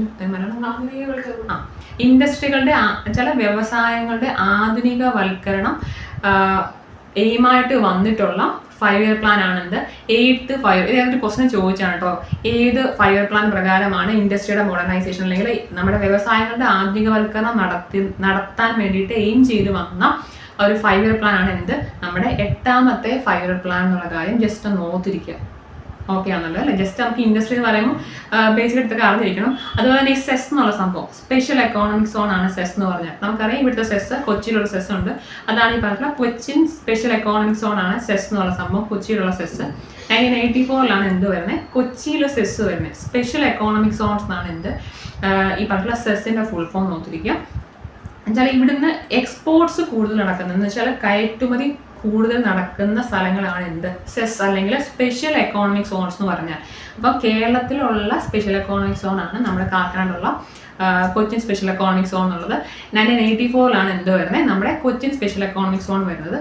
First special economic zone ആണ് എന്ത്? നമ്മുടെ ഗുജറാത്തിലുള്ള കാണ്ഡല കേട്ടോ. ഫസ്റ്റ് സ്പെഷ്യൽ എക്കോണമിക് സോൺ ആണെന്ത്? ഗുജറാത്തിലുള്ള കാണ്ഡല നോക്കിയിരിക്കുക. 1965 എന്ത് വരുന്നത്? ഈ പറഞ്ഞിട്ടുള്ള സ്പെഷ്യൽ എക്കോണമിക് സോൺ ഇന്ത്യയിൽ ആദ്യമായിട്ട് വരുന്നത് 1965 കാണ്ഡല പോർട്ട് ആട്ടോ. ഫസ്റ്റ് എന്ന് പറയുമ്പോൾ കാണ്ഡലയാണ് ഗുജറാത്തിലുള്ള നോക്കിയിരിക്കുക. ക്ലിയർ ആണല്ലോ. കേരളത്തിലുള്ള സ്പെഷ്യൽ എക്കോണമിക് സോൺ ആണ് നമ്മുടെ Cochin special economic zone. 1984 cess വരുന്ന ഓർത്തിരിക്കുക. അതുപോലെ തന്നെ ഇന്ത്യയുടെ വ്യവസായങ്ങൾ ഇപ്പോൾ ആഗ്രോ ബേസ്ഡ് ആണെങ്കിലും മിനറൽ ബേസ്ഡ് എടുത്തു കഴിഞ്ഞാൽ എന്ത് തന്നെയാണ്, ടെക്സ്റ്റൈൽ ഇൻഡസ്ട്രി, തുണി വ്യവസായമാണ് ഇന്ത്യയിൽ ഏറ്റവും കൂടുതൽ എക്സ്പോർട്ട് നടക്കുന്നതും അതുപോലെ ഏറ്റവും വലിയ വ്യവസായം എന്ത് തന്നെയാണ്, നമ്മുടെ തുണി വ്യവസായമാണ് അല്ലെങ്കിൽ ടെക്സ്റ്റൈൽ ഇൻഡസ്ട്രിയാണ് ഇന്ത്യയിലെ ഏറ്റവും കൂടുതൽ കയറ്റുമതി നടത്തുന്ന ഇൻഡസ്ട്രി എന്ന് പറയുമ്പോൾ എന്താണ്, തുണി വ്യവസായമാണ്. അതുപോലെ തന്നെ എന്താണ്, ഇന്ത്യയിലെ ഏറ്റവും വലിയ വ്യവസായം എന്ന് പറഞ്ഞാൽ എന്ത് തന്നെയാണ്, തുണി വ്യവസായം. നമ്മളിപ്പോൾ കോട്ടൺ, ജൂട്ട്, സിൽക്ക് ആ ഒരു ഇൻഡസ്ട്രിയാണ് വെച്ചാൽ ഈ പറഞ്ഞിട്ടുള്ള അത് ആഗ്രോബേസ് ഇൻഡസ്ട്രി അല്ലെങ്കിൽ കൃഷി അടിസ്ഥിത വ്യവസായത്തിൽ വരുന്നതാണ് ഈ പറഞ്ഞിട്ടുള്ള ഈ ടെക്സ്റ്റൈൽ ഇൻഡസ്ട്രി എന്ന് പറയുമ്പോൾ അല്ലെങ്കിൽ തുണി വ്യവസായം എന്ന് പറയുമ്പോൾ. അപ്പോൾ ഓർത്തിരിക്കുക, ഇന്ത്യയിലെ ഏറ്റവും വലിയ ഇൻഡസ്ട്രിയും അതുപോലെ തന്നെ ഇന്ത്യയിലെ ഏറ്റവും കൂടുതൽ എക്സ്പോർട്ട് നടക്കുന്ന അല്ലെങ്കിൽ എന്താണ് കയറ്റുമതി ഉള്ള ഇൻഡസ്ട്രിയും എന്ത് തന്നെയാണ്, നമ്മുടെ ടെക്സ്റ്റൈൽ ഇൻഡസ്ട്രി ആണ് എന്ന് ഓർത്തിരിക്കുക. ജസ്റ്റ് ഞാൻ ഒരു ഇൻട്രൊഡക്ഷൻ പറഞ്ഞേ ഉള്ളൂ. ഈ കൃഷി അടിസ്ഥിത വ്യവസായത്തിൽ നമുക്ക് സ്റ്റാർട്ട് ചെയ്യാം. എന്തൊക്കെയാണ് നമ്മൾ പറഞ്ഞിട്ടുള്ള ആഗ്രോ ബേസ് ഇൻഡസ്ട്രിക്കകത്ത് ഈ നെല്ലിൻ്റെ കേസും അതുപോലെ ഗോതമ്പിൻ്റെ കേസുമാണ് ഇതിനകത്ത് എടുത്തു പറഞ്ഞിട്ടുള്ളത്. നമുക്ക് ഈ പറഞ്ഞിട്ടുള്ള എന്താണ് നമ്മുടെ കോട്ടൺ, ജൂട്ട് ആ ഒരു സെക്ഷൻ കൂടെ എടുത്ത് പഠിക്കണം. നോക്കിയപ്പോൾ നമുക്ക് സ്റ്റാർട്ട് ചെയ്യാം. എന്താണ് നെൽകൃഷിയെക്കുറിച്ച് പറയുമ്പോൾ എന്താണ്, അതായത് ഏത് മണ്ണാണ് യൂസ് ചെയ്യുന്നത് കറക്റ്റായിട്ട് പഠിക്കുക കേട്ടോ. കേരളത്തിൽ എന്ന് പറയുമ്പോൾ എന്താണ് ഏറ്റവും ഇമ്പോർട്ടൻ്റ് ആയിട്ടുള്ള കാരിഫിളയാണ് ഈ പറഞ്ഞ നെല്ലെന്ന് പറയുന്നത് കേട്ടോ. അപ്പോൾ നെല്ല് അല്ലെങ്കിൽ റൈസ് എന്ന് പറയുമ്പോൾ ഒരു കാരിഫിളയാണ്. ഇതിന് എക്കൽ മണ്ണാണ് നമ്മൾ നെൽകൃഷിക്ക് യൂസ് ചെയ്യുന്നത് ഓർത്തിരിക്കുക. അപ്പോൾ ഓർത്തിരിക്കുക, നെല്ല് എന്ന് പറയുമ്പോൾ ഒരു കാരിഫിളയാണ്, എക്കൽ മണ്ണാണ് ഇവിടെ യൂസ് ചെയ്യുന്നത് നെൽകൃഷിക്ക് യൂസ് ചെയ്യുന്നത് ഓർത്തിരിക്കുക. ഞാൻ എടുത്ത് പറയാൻ കാര്യം ഇതെന്ന് പറയുമ്പോൾ ടെക്സ്റ്റിനകത്തുള്ളതാണ് ഇത്രയും പോയിന്റ്സ് കേട്ടോ. ആ ടെക്സ്റ്റിലുള്ളത് കൊണ്ട് തന്നെ നിങ്ങളിത് വായിച്ച് നോക്കുക, കൺഫ്യൂഷൻ വരുന്നവർക്ക്. കാര്യം ഇവർക്ക് സ്റ്റേറ്റ്മെന്റ് ക്വസ്റ്റൻ ചോദിക്കാം. അപ്പോൾ അധികം നെല്ലെന്ന് പറയുമ്പോൾ എന്താണ് കാരിഫിളയാണെന്ന് ഓർത്തിരിക്കുക. എക്കൽ മണ്ണാണ് എന്തിന് യൂസ് ചെയ്യുന്നത്, നെൽകൃഷിക്ക് ഏറ്റവും ബെറ്റർ എന്ന് പറയുന്നത് എന്താണ്, എക്കൽ മണ്ണാണെന്ന് ഓർത്തിരിക്കുക കേട്ടോ. ഈ പറഞ്ഞിട്ടുള്ള ഇതിൻ്റെ ടെമ്പറേച്ചറും റെയിൻഫോളിൻ്റെ റേറ്റ് ഒന്നും പഠിക്കണം എന്നില്ല, അത് പഠിക്കാൻ ഒക്കുന്നതിനാണെങ്കിൽ പഠിക്കുക, അത് വേണമെങ്കിൽ പഠിക്കണം എന്നില്ല കേട്ടോ. അപ്പോൾ ഇത്ര ഓർത്തിരിക്കുക. നെല്ലെന്ന് പറയുമ്പോൾ ഒരു ആഗ്രോ അല്ലെങ്കിൽ കൃഷി അടിസ്ഥിത വ്യവസായത്തിലുള്ളതാണ് ഈ പറഞ്ഞിട്ടുള്ള നെല്ലെന്ന് പറയുമ്പോൾ. ആ നെല്ലിനകത്ത് പറയുമ്പോൾ എന്താണ് ഈ പറഞ്ഞിട്ടുള്ള ഇന്ത്യയിലെ ഏറ്റവും മുഖ്യമായിട്ടുള്ള കാരിഫിളയാണ് നെല്ലെന്ന് പറയുന്ന സംഭവം. അതുപോലെ എക്കൽ മണ്ണാണ് എന്തിന് യൂസ് ചെയ്യുന്നത് ഈ പറഞ്ഞിട്ടുള്ള നെൽകൃഷിക്ക് യൂസ്. അപ്പം നെക്സ്റ്റ് നോക്കി, നെക്സ്റ്റ് ആയിട്ടുള്ള വിഭവമാണ് ഗോതമ്പ് എന്ന് പറയുമ്പോൾ. ക്ലിയർ ആണല്ലോ. നമ്മുടെ ഇന്ത്യയിലെ ഈ പറഞ്ഞിട്ടുള്ള ഭക്ഷ്യവിളകൾ 2ാം സ്ഥാനത്തുള്ള ഒരു സംഭവമാണ് ഈ പറഞ്ഞിട്ടുള്ള ഗോതമ്പ്. ഏറ്റവും കൂടുതൽ പ്രൊഡക്ഷൻ ഭക്ഷ്യവിളയിലുള്ളത് എന്താണ്, നമ്മൾ ഈ പറഞ്ഞിട്ടുള്ള റൈസ് അല്ലെങ്കിൽ നെല്ലാണ്. ഈ ഭക്ഷ്യവിളയുടെ സ്ഥലത്ത് 2ാം സ്ഥാനത്ത് നിൽക്കുന്നതാണ് ആര്, ഗോതമ്പ് എന്ന് പറയുമ്പോൾ കേട്ടോ. ക്ലിയർ ആണല്ലോ. അപ്പം ഗോതമ്പ് എന്ന് പറയുമ്പോൾ എന്താണ്, റാബി ക്രോപ്പാണ്. നമ്മൾ ഈ പറഞ്ഞിട്ട് നെല്ലെന്ന് പറയുമ്പോൾ കാരിഫ് ആയിരുന്നു അല്ലേ. നമ്മുടെ ഗോതമ്പ് അല്ലെങ്കിൽ വീറ്റ് എന്ന് പറയുന്നത് എന്താണ്, ഒരു റാബി ക്രോപ്പാന്ന് ആലോചിക്കുക. നമുക്കറിയാം എന്താണ് ഈ പറഞ്ഞിട്ടുള്ള ആഗ്രോബേസ് ഇൻഡസ്ട്രി അല്ലെങ്കിൽ ആ ഒരു സംഭവത്തെ നമുക്ക് എന്താണൊക്കെ ഡിവൈഡ് ചെയ്യാം. പക്ഷേ ഒന്ന് ഫുഡ് ക്രോപ്സ് എന്നും വളരെ പറഞ്ഞാണ്. ഫുഡ് ക്രോപ്സും ഉണ്ട്, ഈ പറഞ്ഞിട്ടുള്ള കൊമേഴ്സ്യൽ ക്രോപ്സും. അപ്പോൾ എന്താണ് ഭക്ഷ്യവിളയുണ്ട്, നാണ്യവിളയുണ്ട് കേട്ടോ. അപ്പോൾ ഈ പറഞ്ഞിട്ടുള്ള നെല്ല് ഗോതമ്പൊക്കെ എന്ത് തന്നെയാണ്, ഭക്ഷ്യവിളയാണ്. നമ്മുടെ കോട്ടൺ, ജൂട്ട് എന്നൊക്കെ ഒരു സെക്ഷനാണ് എന്തായിട്ട് വരുന്നത്, നാണ്യവിള അല്ലെങ്കിൽ കൊമേഴ്സ്യൽ ക്രോപ്സ് ആയിട്ട് വരുന്നത്. അപ്പോൾ ഓർത്തിരിക്കുക, ഒന്നുകൂടെ പറയാം, നെല്ല് കാരിഫിളയാണ്, എക്കൽ മണ്ണാണ് യൂസ് ചെയ്യുന്നത്. ഗോതമ്പ് എന്ന് പറഞ്ഞാൽ എന്താണ്, അതെന്ന് പറയുമ്പോൾ ഒരു റാബി വിളയാണ്. അതുപോലെ തന്നെ എന്താണ് നമ്മുടെ ഇന്ത്യയിലെ ഭക്ഷ്യവിളകളിൽ 2ാം സ്ഥാനത്ത് ഏറ്റവും കൂടുതൽ പ്രൊഡക്ഷൻ ഉള്ളത് റൈസിനാണ്. സെക്കൻഡ് പൊസിഷനിൽ നിൽക്കുന്ന ഭക്ഷ്യവിളയാണ് ഗോതമ്പ് എന്ന് പറയുമ്പോൾ. ഇവിടെ എന്താണ് യൂസ്, ഇവിടുത്തെ മണ്ണ് എന്താണ്, നീർവാഴ്ചയുള്ള എക്കൽ മണ്ണാണെന്ന് ഓർത്തിരിക്കണം. മറ്റേതാണ് നോർമൽ എക്കൽ മണ്ണാണ് നെൽകൃഷിക്ക് യൂസ് ചെയ്യുന്നത്. ഗോതമ്പിന്റെ കേസിൽ എന്ത് മണ്ണാണ് വേണ്ടത്, നീർവാർച്ചയുള്ള എക്കൽ മണ്ണാണെന്നുള്ള കാര്യം കറക്റ്റാണ് അറിയിക്കുക. എന്താണ് നീർവാർച്ചയുള്ള എക്കൽ മണ്ണാണ് എന്തിന് യൂസ് ചെയ്യുന്നത്, ഗോതമ്പിന്റെ പ്രൊഡക്ഷനാണ് നമ്മൾ യൂസ് ചെയ്യുന്നത്. ഓക്കെ ആണല്ലോ അല്ലേ. ഇതുപോലെ ഈ റെയിൻഫോളും ടെമ്പറേച്ചറും പഠിക്കണമെന്ന് നിർബന്ധമില്ല, വേണ്ടവരാണെങ്കിലും പഠിക്കുക. ക്ലിയർ ആണല്ലോ. നോക്കി എന്താണ് നമ്മൾ പറഞ്ഞത്, എന്താണ് ഇനിയുള്ളതെന്ന് പറയുമ്പോൾ ഈ ആഗ്രോബേസ് ഇൻഡസ്ട്രിക്കകത്ത് അല്ലെങ്കിൽ കൃഷി അടിസ്ഥിത വ്യവസായത്തിനകത്തുള്ള നാണ്യവിള എന്നൊരു സെഷൻ ഉണ്ട്, കൊമേഴ്സ്യൽ ക്രോപ്സ്. അതിനകത്ത് വരുന്നതാണ് ഈ കോട്ടൺ എന്നുള്ള സംഭവം. അപ്പോൾ കോട്ടനെ കുറിച്ച് നമ്മുടെ ടെക്സ്റ്റിനകത്ത് കുറച്ച് സംഭവങ്ങളേ ഉള്ളൂ. ഒന്ന് പറയുമ്പോൾ ഈ കോട്ടൺ ആണ് ആദ്യം കേസ് ഈ പറഞ്ഞിട്ട് കൃഷി അടിസ്ഥിത വ്യവസായങ്ങളിനകത്ത് ഉള്ള ഏറ്റവും വലിയ ഇൻഡസ്ട്രി എന്ന് പറയുമ്പോൾ എന്താണ്, പരുത്തി കൃഷി അല്ലെങ്കിൽ കോട്ടൺ ആണ്. ഇന്ത്യയിലെ കൃഷി അടിസ്ഥിത വ്യവസായത്തിലുള്ള സത്യം പറഞ്ഞാൽ ഓൾഡസ്റ്റും ലാർജസ്റ്റും എന്ത് തന്നെയാണ് ഈ പറഞ്ഞിട്ടുള്ള പരുത്തി അല്ലെങ്കിൽ കോട്ടൺ ആണെന്ന് ഓർത്തിരിക്കുക. കൃഷി അടിസ്ഥാന വ്യവസായങ്ങളിലെ ഏറ്റവും പഴക്കം ചെന്നതും ഏറ്റവും വലിയ ഇൻഡസ്ട്രി എന്ത് തന്നെയാണ്, ഈ കോട്ടൺ ടെക്സ്റ്റൈൽസ് അല്ലെങ്കിൽ പരുത്തിയാണെന്ന് ഓർത്തിരിക്കുക. നമ്മളെ ഇന്ത്യയാണ് ലാൻഡ് ഓഫ് കോട്ടൺ, പരുത്തിയുടെ നാട് എന്ന് വിളിക്കുന്നത് ആരെയാണ്, ഇന്ത്യയാണ്. യൂണിവേഴ്സൽ ഫൈബർ എന്ന് പറയുന്നത് പരുത്തിയാണ്, അല്ലെങ്കിൽ കോട്ടൺ ആണ് എന്ത് നമ്മൾ യൂണിവേഴ്സൽ ഫൈബർ എന്ന് നമ്മൾ വിളിക്കുന്നത് പരുത്തി അല്ലെങ്കിൽ കോട്ടൺ ആണെന്ന് ഓർത്തിരിക്കുക. ഈ കോട്ടൺ അല്ലെങ്കിൽ പരുത്തിയുടെ കൃഷിക്ക് വേണ്ടത് കറുത്ത മണ്ണും എക്കൽ മണ്ണുമാണ്. കറുത്ത മണ്ണും എക്കൽ മണ്ണുമാണ് എന്തിനു വേണ്ടേ? നമ്മൾ ഈ പറഞ്ഞിട്ടുള്ള പരുത്തിയുടെ കൃഷിക്ക് അനുയോജ്യമായ മണ്ണെന്ന് പറയുന്നത് എന്താണ്? കറുത്ത മണ്ണും എക്കൽ മണ്ണുമാണെന്ന് ഓർത്തിരിക്കുക. അപ്പോൾ യൂണിവേഴ്സൽ ഫൈബർ ആണെന്ത്? പരുത്തി എന്ന് പറഞ്ഞാൽ. ഇനി നോക്കിക്കോണം, സിൽവർ ഫൈബർ റെവല്യൂഷൻ എന്ന് പറഞ്ഞു കഴിഞ്ഞാൽ എന്താണ്? സിൽവർ ഫൈബർ റെവല്യൂഷൻ എന്ന് പറഞ്ഞാൽ ഈ പരുത്തിയുമായിട്ട് ബന്ധപ്പെട്ട് നടന്നൊരു റെവല്യൂഷൻ ആണെന്ത്? നമ്മൾ സിൽവർ ഫൈബർ റെവല്യൂഷൻ എന്ന് പറയുമ്പോൾ ഈ പരുത്തി അതുമായിട്ട് ബന്ധപ്പെട്ട് നടന്ന റെവല്യൂഷൻ ആണെന്ത്? സിൽവർ ഫൈബർ റെവല്യൂഷൻ എന്നുള്ള കാര്യം ഓർത്തിരിക്കുക. അപ്പോൾ യൂണിവേഴ്സൽ ഫൈബർ പരുത്തിയാണ്. സിൽവർ ഫൈബർ റെവല്യൂഷൻ എന്ന് പറയുമ്പോൾ എന്തിനുമായിട്ട് ബന്ധപ്പെട്ടതാണ്? പരുത്തിയുമായിട്ട് ബന്ധപ്പെട്ടതാണ്. ഇന്ത്യയിലെ ആഗ്രോ ബേസ് ഇൻഡസ്ട്രിയിലെ ഏറ്റവും വലുതും ഏറ്റവും പഴയതും എന്ത് തന്നെയാണ്? ഈ പറഞ്ഞിട്ടുള്ള പരുത്തി കൃഷി വ്യവസായം, പരുത്തി വ്യവസായമാണ് നോക്കിയിരിക്കുക. ഇനിയും ഇന്ത്യയിലെ ഫസ്റ്റ് കോട്ടൺ മില്ല്, നമ്മൾ ഈ പറഞ്ഞിട്ടുള്ള കോട്ടൺ, ഇന്ത്യയിലെ കോട്ടൺ ബിസിനസ് സ്റ്റാർട്ട് ചെയ്യുന്ന എപ്പോഴാണ്? 1818 ഫോർട്ട് ബ്ലോസ്റ്ററിലാണ് എന്ത്? നമ്മുടെ പരുത്തി കൃഷി പരുത്തി കൃഷി സ്റ്റാർട്ട് ചെയ്തത് എവിടെയാണ്? ഫോർട്ട് ബ്ലോസ്റ്ററിലാണ്, 1818. പക്ഷേ പ്രോപ്പർ ആയിട്ട് പരുത്തി കൃഷി നല്ല മോഡേണൈസ് ചെയ്തിട്ട് പരുത്തി കൃഷി സ്റ്റാർട്ട് ചെയ്ത് എവിടെയാണ്? നമ്മൾ ഈ പറഞ്ഞിട്ടുള്ള മുംബൈയിലാണെന്ന് ഓർത്തിരിക്കുക കേട്ടോ. എന്താണ്? 1854 1818 തന്നെ എവിടെ വരുന്നുണ്ട്? ഫോർട്ട് ബ്ലോസ്റ്ററിൽ ഇന്ത്യയിൽ പരുത്തി കൃഷി സ്റ്റാർട്ട് ചെയ്യുന്നുണ്ട്. പക്ഷെ ഓർത്തിരിക്കുക, ഏറ്റവും വൻതോതിൽ പരുത്തിയുടെ ഉൽപ്പാദനം നടന്നിരിക്കുന്നത് എവിടെയാണ്? ഈ പറഞ്ഞിട്ടുള്ള മുംബൈയിലാണെന്ന് ഓർത്തിരിക്കുക. 1854 തൊട്ട് മുംബൈയിൽ എന്ത് ചെയ്യുന്നുണ്ട്? വൻതോതിൽ പരുത്തി കൃഷി നടക്കുന്നുണ്ട്. അതുകൊണ്ട് നമ്മൾ എന്ത് വിളിക്കുന്നത്? മുംബൈയാണ് നമ്മൾ എന്ത് വിളിക്കുന്നത്? Cottonopolis of India എന്ന് പറഞ്ഞാൽ മുംബൈയാണ്. Cottonopolis of India എന്താണ്? മുംബൈയാണ്. ഓർത്തിരിക്കുക, ഇന്ത്യയിലെ വൻതോതിൽ പരുത്തി കൃഷി അല്ലെങ്കിൽ കോട്ടൺ പ്രൊഡക്ഷൻ നടന്നത് എവിടെ വെച്ചിട്ടാണ്? ഈ പറഞ്ഞിട്ടുള്ള മുംബൈയാണ്. 1854 മുംബൈയിൽ എന്ത് നടക്കുന്നത്? ഈ പറഞ്ഞിട്ടുള്ള ഭയങ്കരമായിട്ട് ഈ കോട്ടൺ ഇൻഡസ്ട്രിയുടെ ഇമ്പ്രൂവ്മെന്റ് നടക്കുന്നത്, അല്ലെങ്കിൽ ഭയങ്കരമായിട്ട് വ്യവസായം നന്നായിട്ട് വ്യാപിക്കുന്നതൊക്കെ എന്താണ്? ഈ പറഞ്ഞ മുംബൈയാണ്. അതുകൊണ്ട് നമ്മൾ എന്ത് വിളിക്കുന്നത്? Mumbai. Cotton of polis of India എന്ന് വിളിക്കുന്നത് എന്തിനാണ്? മുംബൈയാണ്. അപ്പോൾ ഫസ്റ്റ് കോട്ടൺ മില്ല് എന്ന് പറയുമ്പോൾ എവിടെയാണ്? അല്ലെങ്കിൽ ഫസ്റ്റ് കോട്ടൺ വ്യവസായം നടക്കുന്നത് 1818 ഫോർട്ട് ബ്ലോസ്റ്റർ ആണ് നോക്കിയിരിക്കുക. എന്താണ്? ഫോർട്ട് ബ്ലോസ്റ്ററിലാണ് നോക്കിയിരിക്കുക. ടെക്സ്റ്റിലുണ്ട് കേട്ടോ ഫോർട്ട് ബ്ലോസ്റ്ററിന്റെ കാര്യം. ഇത് നോക്കിയിരിക്കുക, ഈ പറഞ്ഞിട്ടുള്ള പരുത്തി ഏറ്റവും കൂടുതൽ പ്രൊഡ്യൂസ് ചെയ്യുന്ന ഇന്ത്യൻ സംസ്ഥാനം ഗുജറാത്താണ്. തെറ്റിക്കരുത്. ഏറ്റവും കൂടുതൽ പരുത്തി പ്രൊഡ്യൂസ് ചെയ്യുന്നത് ആരാണ്? ഗുജറാത്താണ്. ഏറ്റവും കൂടുതൽ കോട്ടൺ മില്ലുള്ളത് മഹാരാഷ്ട്രയിലാണെന്ന് ഓർത്തിരിക്കുക. ഇനി തമിഴ്നാടിന്റെ പ്രത്യേകത എന്താണ്? ഏറ്റവും കൂടുതൽ ഇപ്പൊ പ്രവർത്തിച്ചുകൊണ്ടിരിക്കുന്ന കോട്ടൺ മില്ലുള്ളത് എവിടെയാണ്? തമിഴ്നാട്. തെറ്റിക്കരുത്. ഏറ്റവും കൂടുതൽ പരുത്തി പ്രൊഡ്യൂസ് ചെയ്യുന്നതാണ് ആര്? ഗുജറാത്ത് എന്ന് പറയുമ്പോഴത്തേക്കിന് ഏറ്റവും കൂടുതൽ വെച്ചാൽ ആക്റ്റീവും ഇനാക്റ്റീവ് മിൽസിലെ കൂട്ടുമ്പോൾ ഏറ്റവും കൂടുതൽ മില്ലുള്ളത് മഹാരാഷ്ട്രയിലാണ്. പക്ഷെ എന്താണ്? നമ്മൾ ഈ പറഞ്ഞിട്ടുള്ള ആക്റ്റീവായിട്ടുള്ള കോട്ടൺ മിൽസ് ഏറ്റവും കൂടുതൽ എവിടെയാണ്? തമിഴ്നാട്ടിലാണെന്ന് ഓർത്തിരിക്കുക. ഓക്കെ ആണല്ലോ അല്ലേ? ജസ്റ്റ് ഇതൊക്കെ ചോദിച്ചിട്ടുള്ള ക്വസ്റ്റ്യൻസ് ആണ്. അപ്പോൾ ഓർത്തിരിക്കുക, നമ്മൾ എന്താണ്? മുംബൈ ആണ് എന്ത് വിളിക്കുന്നത്? Cottonopolis of India എന്ന് വിളിക്കുന്നത് എന്തിനാണ്? മുംബൈ ആണെന്ന് ഓർത്തിരിക്കുക. ക്ലിയർ ആണല്ലോ അല്ലേ? അതുപോലെ തന്നെ നമ്മൾ പറഞ്ഞു, ഈ പറഞ്ഞിട്ടുള്ള പരുത്തി കോട്ടൺ ടെക്സ്റ്റൈലിന്റെ ക്യാപിറ്റൽ എന്ന് വിളിക്കുന്ന ആരെ തന്നെയാണ്? മുംബൈ ആണ് കേട്ടോ. എന്താണ്? ഈ പരുത്തി വ്യവസായത്തിന്റെ ആസ്ഥാനം എവിടെയാണെന്ന് ചോദിച്ചാൽ എന്ത് തന്നെയാണ്? മുംബൈയാണ്. കാര്യം മുംബൈ തന്നെയാണ് എന്ത് ഈ പറഞ്ഞിട്ടുള്ള അവർ പറഞ്ഞാൽ cotton of polis of India Mumbai തന്നെയാണ്. കാര്യം മുംബൈയാണ് 1854 എന്ത് ഒരു നമ്മൾ ഈ പറഞ്ഞിട്ടുള്ള പരുത്തി കൃഷിയുടെ മോഡേണൈസ്ഡ് ആയിട്ടുള്ള ഒരു വേർഷൻ അല്ലെങ്കിൽ വൻതോതിൽ ഉൽപ്പാദനം നടന്ന സ്ഥലം മുംബൈയാണ്. അതുകൊണ്ട് തന്നെ cotton of polis of India വിളിക്കുന്ന ആരെ തന്നെയാണ്? മുംബൈ തന്നെയാണ്. അതുപോലെ എന്താണ്? പരുത്തി കൃഷിയുടെ ഇന്ത്യയിലെ ആസ്ഥാനം എവിടെ തന്നെയാണ്? മുംബൈ ആണെന്ന് ഓർത്തിരിക്കുക. ഈ പരുത്തി പറഞ്ഞാൽ എന്താണ്? ആഗ്രോ ബേസ് ഇൻഡസ്ട്രി അല്ലെങ്കിൽ കൃഷി അടിസ്ഥാന വ്യവസായത്തിലെ ഏറ്റവും പഴക്കം ചെന്നതും ഏറ്റവും വലുതുമായിട്ടുള്ള ഇൻഡസ്ട്രിയാണ് എന്ത്? ഈ പറഞ്ഞിട്ടുള്ള പരുത്തി കൃഷി ഓർത്തിരിക്കുക. ഓക്കെ ആണല്ലോ അല്ലേ? അപ്പോൾ നമ്മൾ പറഞ്ഞു എക്കൽ മണ്ണും അതുപോലെ തന്നെ എന്താണ്? കറുത്ത മണ്ണുമാണ് എന്തിന് യൂസ് ചെയ്യുന്നത്? നമ്മൾ ഈ പറഞ്ഞിട്ടുള്ള പരുത്തി കൃഷിക്ക് നമ്മൾ ഏറ്റവും കൂടുതൽ യൂസ് ചെയ്യുന്നത് എന്താണ്?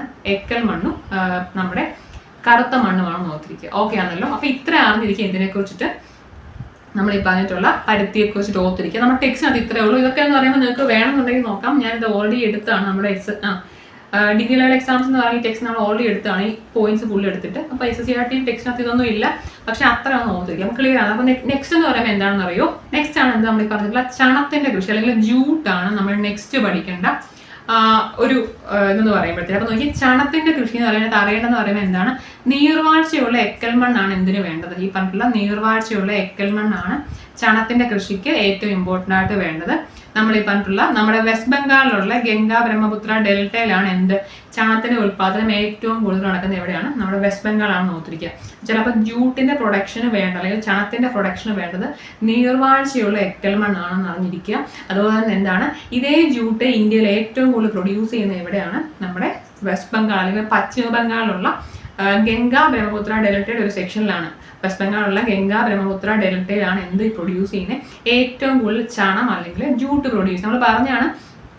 നമ്മൾ പറഞ്ഞാണ് എന്ത് ഗുജറാത്തിലാണ് എന്ത് ഈ പറഞ്ഞിട്ടുള്ള ഏറ്റവും കൂടുതൽ പരുത്തി പ്രൊഡ്യൂസ് ചെയ്യുന്നത്. പക്ഷേ ഏറ്റവും കൂടുതൽ മില്ലുള്ളത് മഹാരാഷ്ട്രയിലും ഏറ്റവും കൂടുതൽ ആക്റ്റീവ് മില്ലുള്ളത് തമിഴ്നാട്ടിലുമാണെന്ന് പറഞ്ഞു. അപ്പോൾ അതുപോലെ ഓർത്തിരിക്കുക, വെസ്റ്റ് ബംഗാളാണ് എന്ത് പ്രൊഡ്യൂസ് ചെയ്യുന്നത്, ഈ പറഞ്ഞിട്ടുള്ള ചണം ഏറ്റവും കൂടുതൽ പ്രൊഡ്യൂസ് ചെയ്യുന്നത് എവിടെയാണ്, വെസ്റ്റ് ബംഗാളാണെന്ന് ഓർത്തിരിക്കുക കേട്ടോ. ക്ലിയർ ആണെങ്കിൽ അവിടെയാണെന്ന് ഓർത്തിരിക്കുക. അതുപോലെ ടെക്സ്റ്റിൽ എടുത്ത് പറഞ്ഞിട്ട് ഓർത്തിരിക്കുക, നമ്മൾ ഈ പറഞ്ഞിട്ടുള്ള വെസ്റ്റ് ബംഗാളിലും അസത്തിലും ഒഡീഷ ആ ഒരു സെക്ഷനാണ്. നമുക്കറിയാം അസം ഇങ്ങനെ വന്ന ഒഡീഷ, വെസ്റ്റ് ബംഗാൾ, അസത്തിന് ഇവിടെ നിങ്ങൾ ജസ്റ്റ് നമുക്ക് ഓർത്തിരിക്കാം. അസം ഉണ്ട്, ഒഡീഷയുണ്ട്, വെസ്റ്റ് ബംഗാളുണ്ട്, ഒഡീഷയുണ്ട്. അപ്പോൾ ഈ 3 സ്ഥലങ്ങളിലാണ് ഏറ്റവും പ്രധാനമായിട്ടും ചണത്തിന്റെ കൃഷി ഉള്ളൂ എന്നുള്ളത് ടെക്സ്റ്റിൽ എടുത്ത് പറഞ്ഞാൽ ഒന്ന് ഓർത്തിരിക്കുക.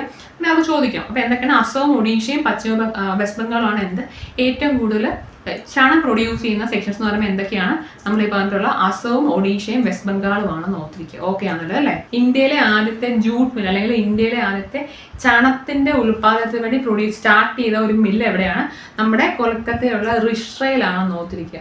നമ്മൾ ഫോർട്ട് ബ്ലാസ്റ്റർ പറഞ്ഞില്ലേ നമ്മുടെ തരത്തിലെ കേസിൽ. അതുപോലെ തന്നെ ഈ പറഞ്ഞിട്ടുള്ള ജൂട്ടിന്റെ പ്രൊഡക്ഷൻ ആദ്യമായിട്ട് സ്റ്റാർട്ട് ചെയ്ത സ്ഥലമാണ് എവിടെ, റിഷ്റ എന്നുള്ള സ്ഥലമാണ്. എവിടെയാണ്, കൊൽക്കത്തയാണെന്ന് ഓർത്തിരിക്കുക. നമ്മൾ ഓൾറെഡി പറഞ്ഞ പോയിന്റ്സ് ആണ്, ബാക്കിയുള്ളതെല്ലാം നമ്മൾ പറയുകയാണ് വെസ്റ്റ് ബംഗാളാണ് എന്ത് ഈ പറഞ്ഞിട്ടുള്ള ജൂട്ടിന്റെ പ്രൊഡക്ഷൻ ഏറ്റവും കൂടുതൽ വെസ്റ്റ് ബംഗാളിലാണ്. കൊൽക്കത്ത പോർട്ടിൽ നിന്നാണ് ഏറ്റവും കൂടുതൽ എന്ത് എക്സ്പോർട്ട് ചെയ്യുന്നത്, ഈ പറഞ്ഞിട്ടുള്ള ജൂട്ടിന്റെ എക്സ്പോർട്ട് അല്ലെങ്കിൽ നമ്മുടെ ചണത്തിന്റെ എക്സ്പോർട്ട് ഏറ്റവും കൂടുതൽ പോർട്ട് ഇന്ത്യയിലെ കൊൽക്കത്ത പോർട്ടാണെന്ന് ഓർത്തിരിക്കുക.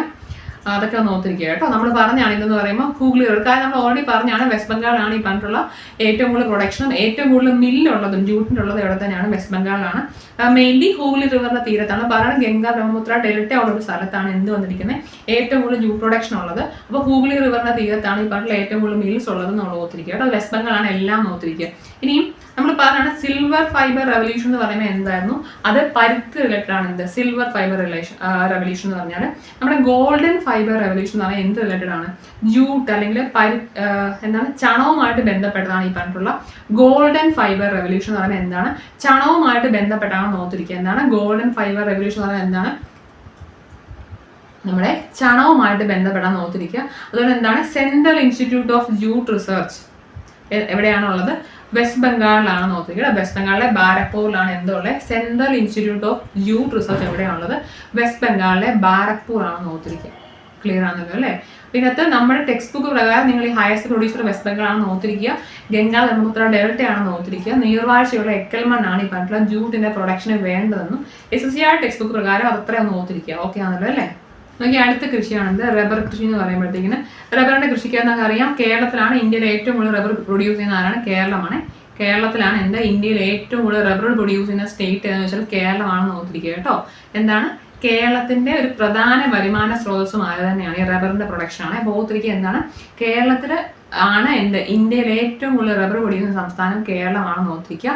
കേരളം കഴിഞ്ഞാൽ എന്താണ് ഈ പറഞ്ഞ തമിഴ്നാട്ടിൽ നമ്മുടെ ആൻഡമാൻ നിക്കോബാറിന്റെ കുറച്ച് പ്രദേശങ്ങൾ എന്ത് പ്രൊഡ്യൂസ് ചെയ്യുന്നുണ്ട്, റബ്ബർ പ്രൊഡ്യൂസ് നമുക്ക് അറിയാവുന്നതാണ്. ഇതൊക്കെ കേരളമാണ് ഹയസ്റ്റ് പ്രൊഡ്യൂസർ ഓഫ് റബ്ബർ എന്ന് പറയുമ്പോൾ ഇന്ത്യയിൽ കേരളമാണെന്ന് ഓർത്തിരിക്കുക കേട്ടോ. ഇനി റബ്ബറിന്റെ ജന്മദേശം അല്ലെങ്കിൽ റബ്ബർ കൃഷി സ്റ്റാർട്ട് ചെയ്ത രാജ്യം ബ്രസീലാണ്. അപ്പൊ ഇന്ത്യയിലോട്ട് ഈ റബ്ബറിനെ കൊണ്ടുവരുന്ന ആരാണ്, വില്യം ഹെൻറി ഒരാളുണ്ട്. വില്യം ഹെൻറി ഈ പറഞ്ഞിട്ടുള്ള വില്യം ഹെൻറി എന്നുള്ള ബ്രിട്ടീഷുകാരനാണ് എന്തോ ചെയ്യുന്നത് 1875 റബ്ബർ ഇന്ത്യയിൽ കൊണ്ടുവരുന്ന ഓർത്തിരിക്കുക കേട്ടോ. തെറ്റിക്കരുത്, ടെക്സ്റ്റിനകത്തുള്ള കാര്യം അതുപോലെ പഠിക്കുക.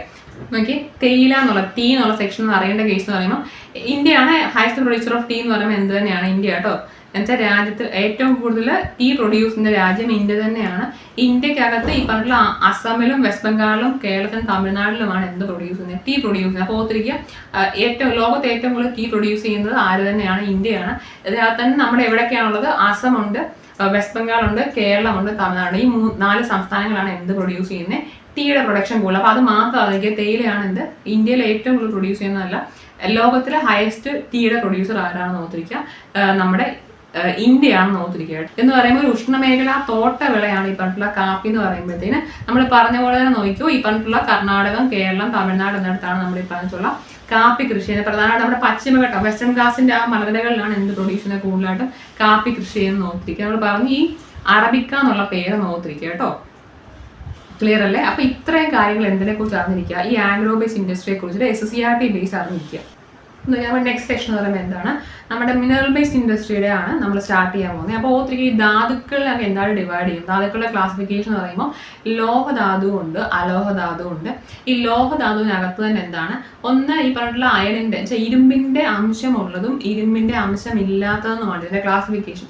ധാതുക്കളുടെ ക്ലാസിഫിക്കേഷൻ ആണ് എന്ത്, ഒന്ന് ലോഹധാതു എന്നുള്ളതും അലോഹധാതു എന്നുള്ളതാണ് ക്ലാസിഫിക്കേഷൻ നോക്കിയിരിക്കുക.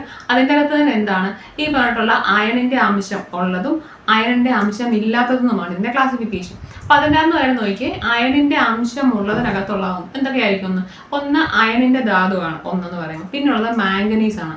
എന്താണ് ലോഹത്തിന്റെ അംശമുള്ള ചില അയണിന്റെ അംശം ഇരുമ്പിന്റെ അംശമുള്ള ധാതുക്കൾ എന്ന് പറയുമ്പോൾ എന്താണ്, ഒന്ന് ഇരുമ്പിന്റെ ധാതുവാണ്, പിന്നുള്ളത് മാംഗനീസ് ആണ്. തൽക്കാലത്ത് അറിഞ്ഞിരിക്കുക. ഇനിയും ഈ പറഞ്ഞിട്ടുള്ള അയണിന്റെ അംശമില്ലാത്ത ലോഹധാതുക്കൾ എന്തൊക്കെയാണ്, നമ്മൾ ഈ പറഞ്ഞിട്ടുള്ള സ്വർണം, വെള്ളി, അതൊക്കെ എന്താണ് ഇരുമ്പിന്റെ അംശമില്ലാത്ത ലോഹധാതുക്കൾ. അപ്പൊ നമുക്ക് ഫസ്റ്റിൽ സ്റ്റാർട്ട് ചെയ്യേണ്ടത് എന്താണ്, ഈ പറഞ്ഞിട്ടുള്ള ഇരുമ്പയിരികളും ഇരുമ്പുരുക്ക് വ്യവസായശാല. നമ്മൾ അയൺ ആൻഡ് സ്റ്റീൽ പ്ലാന്റ് അല്ല, അയൺ ആൻഡ് സ്റ്റീൽ ഇൻഡസ്ട്രി എന്നൊരു സംഭവമാണ് ഈ പറഞ്ഞിട്ടുള്ള ഇരുമ്പുരുക്ക് വ്യവസായം എന്ന് പറയുന്ന സംഭവം കേട്ടോ. ഓർത്തിരിക്കുക എന്താണ് ഇരുമ്പയിരിയുടെ നിക്ഷേപം, ഇരുമ്പുരുക്ക് വ്യവസായ സെക്ഷൻ ചോദിക്കണം. നമ്മൾ സ്റ്റാർട്ട് ചെയ്ത് ഞാൻ പറയാം. ഇന്ത്യയിലെ ഏറ്റവും വലിയ മിനറൽ ബേസ്ഡ് ഇൻഡസ്ട്രിയാണ് ഈ പറഞ്ഞിട്ടുള്ള അയൺ ആൻഡ് സ്റ്റീൽ പ്ലാന്റ്, അല്ലെങ്കിൽ എന്താണ് ഇരുമ്പും ഇരുമ്പുരുക്ക് വ്യവസായം എന്ന് പറയുമ്പോൾ എന്താണ്, സ്റ്റീലാണ് ഇരുമ്പുരുക്ക് എന്ന് പറയുന്നത് കേട്ടോ. സ്റ്റീൽ എന്ന് പറയുമ്പോൾ എന്താണ് അയണും കാർബണും, അല്ലെങ്കിൽ അയണും കാർബണോട് ചേർന്നാണ് സ്റ്റീൽ എന്നുള്ള സംഭവം. ഇന്ത്യയിലെ മിനറൽ ബേസ്ഡ് ഇൻഡസ്ട്രിയിലെ ഏറ്റവും വലുത് എന്താണ്, ഈ പറഞ്ഞിട്ടുള്ള അയൺ ആൻഡ് സ്റ്റീൽ ഇൻഡസ്ട്രി ആണ് കേട്ടോ. എന്താണ് ഇരുമ്പുരുക്ക് വ്യവസായമാണ് ഇന്ത്യയിലെ ഏറ്റവും വലിയ മിനറൽ ബേസ്ഡ് ഇൻഡസ്ട്രി. എന്ന് വെച്ചാൽ ധാതു അധിഷ്ഠിത വ്യവസായങ്ങളിൽ ഏറ്റവും വലുത് എന്താണ്, ഇരുമ്പുരുക്ക് വ്യവസായമാണ് നോക്കിയിരിക്കുക. സ്റ്റീൽ എന്ന് പറഞ്ഞാൽ എന്തിന്റെ കോമ്പിനേഷൻ ആണ്, അയണും കാർബണും കൂടെ ചേർന്നതാണ് എന്ത്, സ്റ്റീൽ എന്ന് അറിഞ്ഞിരിക്കുക കേട്ടോ. ഇനി ഈ പറഞ്ഞിട്ടുള്ള മാഗ്നറ്റൈറ്റ്, ഹേമറ്റൈറ്റ്, ലിമോണൈറ്റ്, സിഡറ്റൈറ്റ് എന്ന് പറഞ്ഞു കഴിഞ്ഞാൽ എന്താണെന്ന് അറിയോ, ഇത് ഈ പറഞ്ഞിട്ടുള്ള അയണിന്റെ ഓറാണ്, അല്ലെങ്കിൽ അയണിന്റെ എന്ന് പറയും, അയിരെന്നാണ് തോന്നുന്നു മലയാളം. അയണിന്റെ അയിരുകളാണ് ഈ പറഞ്ഞിട്ടുള്ള എന്താണ് മാഗ്നറ്റൈറ്റും ഹേമറ്റൈറ്റും ലിമോണൈറ്റും സിഡറ്റൈറ്റും. എന്ന് വെച്ചാൽ ഇതിനകത്ത് എന്തുണ്ട്, അയണിന്റെ കണ്ടന്റ് ഉള്ള സംഭവങ്ങളാണ് ഇതെല്ലാം. ഇപ്പൊ ഇതിൻ്റെ അകത്തുനിന്നായി നമ്മൾ എന്ത് ചെയ്യുന്നത്, എനിക്കൊന്നും ഇപ്പൊ അത് പഠിക്കാനില്ലെന്ന് തോന്നുന്നു. നമ്മൾ പണ്ട് പഠിക്കുമ്പോൾ കെമിസ്ട്രിക്ക് അത് ചാപ്റ്റർ ഉണ്ടായിരുന്നു, ഇതിന്റെ പ്രൊഡക്ഷനെ കുറിച്ച് പഠിക്കുന്ന ചാപ്റ്റർ ഉണ്ടായിരുന്നു പണ്ട്.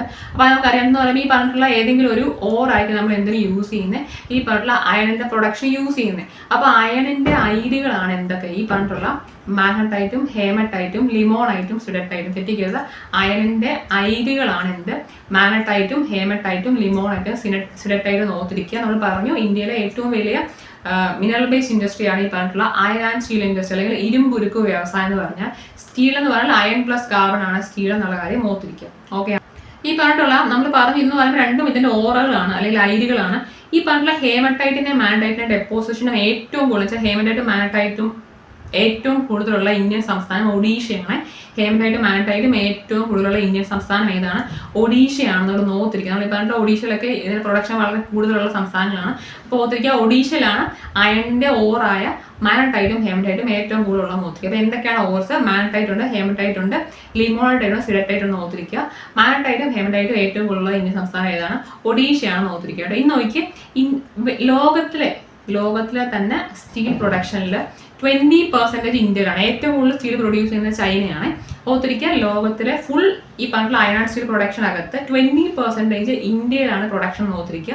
ഏറ്റവും കൂടുതൽ അയൺ ആൻഡ് സ്റ്റീൽ പ്രൊഡ്യൂസ് ചെയ്യുന്ന ആരാണ്, ഈ പറഞ്ഞിട്ടുള്ള ചൈനയാണെന്ന് ഓർത്തിരിക്കുക. 20% ആണ് ടോട്ടൽ ലോകത്തിലെ മൊത്തം എടുക്കുകയാണെന്നുണ്ടെങ്കിൽ അതിനെ കമ്പയർ ചെയ്യുമ്പോൾ ഇന്ത്യയിൽ എത്ര ശതമാനമുണ്ട്, 20% ലോകത്തുള്ള മൊത്തം സ്റ്റീൽ പ്രൊഡക്ഷൻ ഉള്ളത് എവിടെയാണ്, ഇന്ത്യയിലാണ് നോത്തിരിക്കുക കേട്ടോ. അതുപോലെ തന്നെ ഇരുമ്പയിരിന്റെ എക്സ്പോർട്ടിൽ ചില അയൺ ഓറിന്റെ എക്സ്പോർട്ടാണ്. അയൺ ഓർ ഈ പറഞ്ഞിട്ടുള്ള ഈ പറഞ്ഞ 4 പേരുടെ എക്സ്പോർട്ടിൽ ഇന്ത്യയുടെ സ്ഥാനം എത്രയാണ്, 4ാമതാണെന്ന് നോത്തിരിക്കുക. ക്ലിയർ ആണല്ലോ അല്ലേ. ഇത് നോക്കിക്കോളൂ, ഈ പറഞ്ഞിട്ടുള്ള ഇരുമ്പിന്റെ അയിര്, കൽക്കരി, മാംഗനീസ്, ചുണ്ണാമ്പുകൾ, ഡോളമൈറ്റ് എന്നൊക്കെ പറയുമ്പോഴത്തേക്കിന് നമ്മൾ ഈ പറഞ്ഞിട്ടുള്ള അയണിന്റെ പ്രൊഡക്ഷന് ഇമ്പോർട്ടന്റ് ആയിട്ട് വരുന്ന സംഭവങ്ങളാണ് കേട്ടോ. തെറ്റിക്കരുത്, ഇത് പറയുമ്പോൾ അയിരുകളാണ്, ഇത് അയിരുകളാണ്, ഇത് ധാതുക്കൾ എന്ന് പറയുന്നത്. കാരണം ഇതിന്റെ സോഴ്സ് ആണ്, ഇതിന്റെ പ്രൊഡക്ഷൻ നമ്മൾ യൂസ് ചെയ്യുന്ന കുറേ സംഭവങ്ങളാണ് എന്തൊക്കെ, ഒന്ന് ഇരുമ്പിന്റെ അയിര്, പക്ഷേ ഇതൊക്കെ ഇത്ര എണ്ണമാണ്.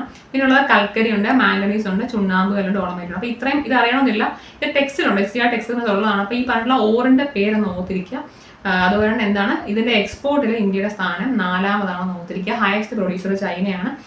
നമ്മുടെ മിനറൽ ബേസ് ഇൻഡസ്ട്രിയിലെ ഏറ്റവും വലുത് എന്ത് തന്നെയാണ്, ഈ പറഞ്ഞിട്ടുള്ള അയൺ ആൻഡ് സ്റ്റീൽ ഇൻഡസ്ട്രി ആണെന്ന് വളരെ ഓർത്തിരിക്കുക. അപ്പോൾ ഇതെന്ന് പറയുമ്പോൾ കുറെ ഇമ്പോർട്ടൻ്റ് ആയിട്ടുള്ള അയൺ സ്റ്റീൽ പ്ലാന്റിന്റെ പേര് പഠിക്കണം, അത് എപ്പോഴും ചോദിക്കുന്നതാണ്. ഇപ്പം ഇവിടെ ആണെന്നുണ്ടെങ്കിലും എക്കണോമിക്സിന്റെ സെക്ഷൻ എടുത്താൽ നമുക്ക് ഇൻഡസ്ട്രിയലൈസേഷൻ ഒരു സെക്ഷൻ വരുമ്പോൾ ആ പറഞ്ഞിട്ടുള്ള എല്ലാ ഇൻഡസ്ട്രിയുടെ പേര് പഠിക്കുന്നതാണ്. നമ്മൾ എന്താണ് ഫയർ പ്ലാൻ അകത്ത് ഈ പറഞ്ഞിട്ടുള്ള സ്റ്റീൽ പ്ലാന്റിന്റെ പേര് പഠിക്കുന്നതാണ്.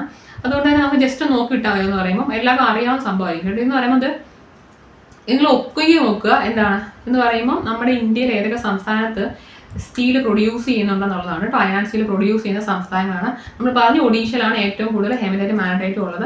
ഒന്ന് നോക്കി, ഈ സേലം ഉണ്ടല്ലോ, സേലത്ത് ഒരു സ്റ്റീൽ പ്ലാന്റ് ഉണ്ട്. സേലത്തുള്ള സ്റ്റീൽ പ്ലാന്റിലാണ് നമ്മൾ ഈ പറഞ്ഞ സ്റ്റെയിൻലെസ് സ്റ്റീൽ പ്രൊഡ്യൂസ് ചെയ്യുന്നത്.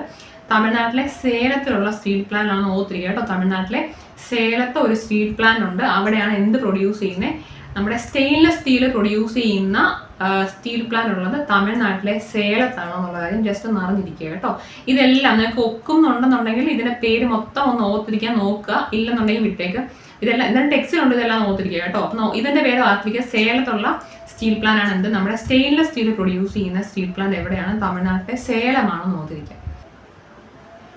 ഇതാണ് ഈ ലിസ്റ്റാണ്. നമുക്ക് ഈ പറഞ്ഞിട്ടുള്ളത് നമുക്കറിയാം. ഫിലായി, റൂർക്കേല, ദുർഗാപൂർ, ബൊക്കാർ നമുക്ക് എല്ലാവർക്കും അറിയാവുന്നതാണ് ഈ സംഭവം എന്ന് പറയുമ്പോൾ. നമുക്ക് ഇത് സ്റ്റാർട്ട് നോക്കി. ടിസ്കോ അല്ലെങ്കിൽ എന്താണ്? Tata iron and steel company എന്നാണ് എന്ത്? ടിസ്കോയുടെ ഫുൾ ഫോം എന്താണ്? Tata iron and steel company എന്നാണ് ടിസ്കോയുടെ ഫുൾ ഫോം. ആരാണ് ടിസ്കോയുടെ ഫൗണ്ടർ? ജംഷഡ്ജി ടാറ്റയാണ് ടിസ്കോയുടെ ഫൗണ്ടർ. ആരാണ്? ജംഷഡ്ജി ടാറ്റയാണ് ടിസ്കോയുടെ ഫൗണ്ടർ. ടിസ്കോ എന്ന് പറയുമ്പോൾ എന്താ പറയുക, ഈ ജംഷഡ്ജി ടാറ്റയാണ് ഇതിന്റെ ഫൗണ്ടർ. അപ്പൊ ഈ പുള്ളിയാണ് എന്ത് വിളിക്കുന്നത്? ഇന്ത്യൻ വ്യവസായത്തിന്റെ പിതാവ് എന്ന് വിളിക്കുന്ന ആരാണ്? ഫാദർ ഓഫ് ഇന്ത്യൻ ഇൻഡസ്ട്രീസ് എന്ന് വിളിക്കുന്ന ആരെയാണ്? ഈ പറഞ്ഞ ജംഷഡ്ജി ടാറ്റയാണെന്ന് ഓർത്തിരിക്കുക. ടിസ്കോ സ്ഥിതി ചെയ്യുന്നത് എവിടെയാണ്? ജംഷഡ്പൂരിലാണ് കേട്ടോ. ജംഷഡ്പൂരിലാണ് എന്ത്? നമ്മുടെ ടിസ്കോ ഇരിക്കുന്നത് എവിടെയാണ്? ജംഷഡ്പൂറാണ്. ജംഷഡ്പൂരിന്റെ ഒരു പ്രത്യേകത എന്താണ്? ഇന്ത്യയുടെ പ്ലാന്റ് സിറ്റിയാണ് ജംഷഡ്പൂർ അല്ലേ. ഇന്ത്യയുടെ ഫസ്റ്റ് പ്ലാന്റ് സിറ്റിയാണ് ജംഷഡ്പൂർ. അറിയാവുന്നതാണെന്ന് തോന്നുന്നു. ഇന്ത്യയുടെ ഫസ്റ്റ് പ്ലാന്റ് സിറ്റിയാണ് ജംഷഡ്പൂർ. ജംഷഡ്പൂരിലാണ് എന്തുള്ളത്? TISCO Tata iron and steel company ഉള്ളത് എവിടെയാണ്? ജംഷഡ്പൂരിലാണെന്നുള്ള കാര്യം ഓർത്തിരിക്കുക. ഫൗണ്ടർ ആരാണ്? ജംഷഡ്ജി ടാറ്റയാണ് ടിസ്കോയുടെ ഫൗണ്ടർ.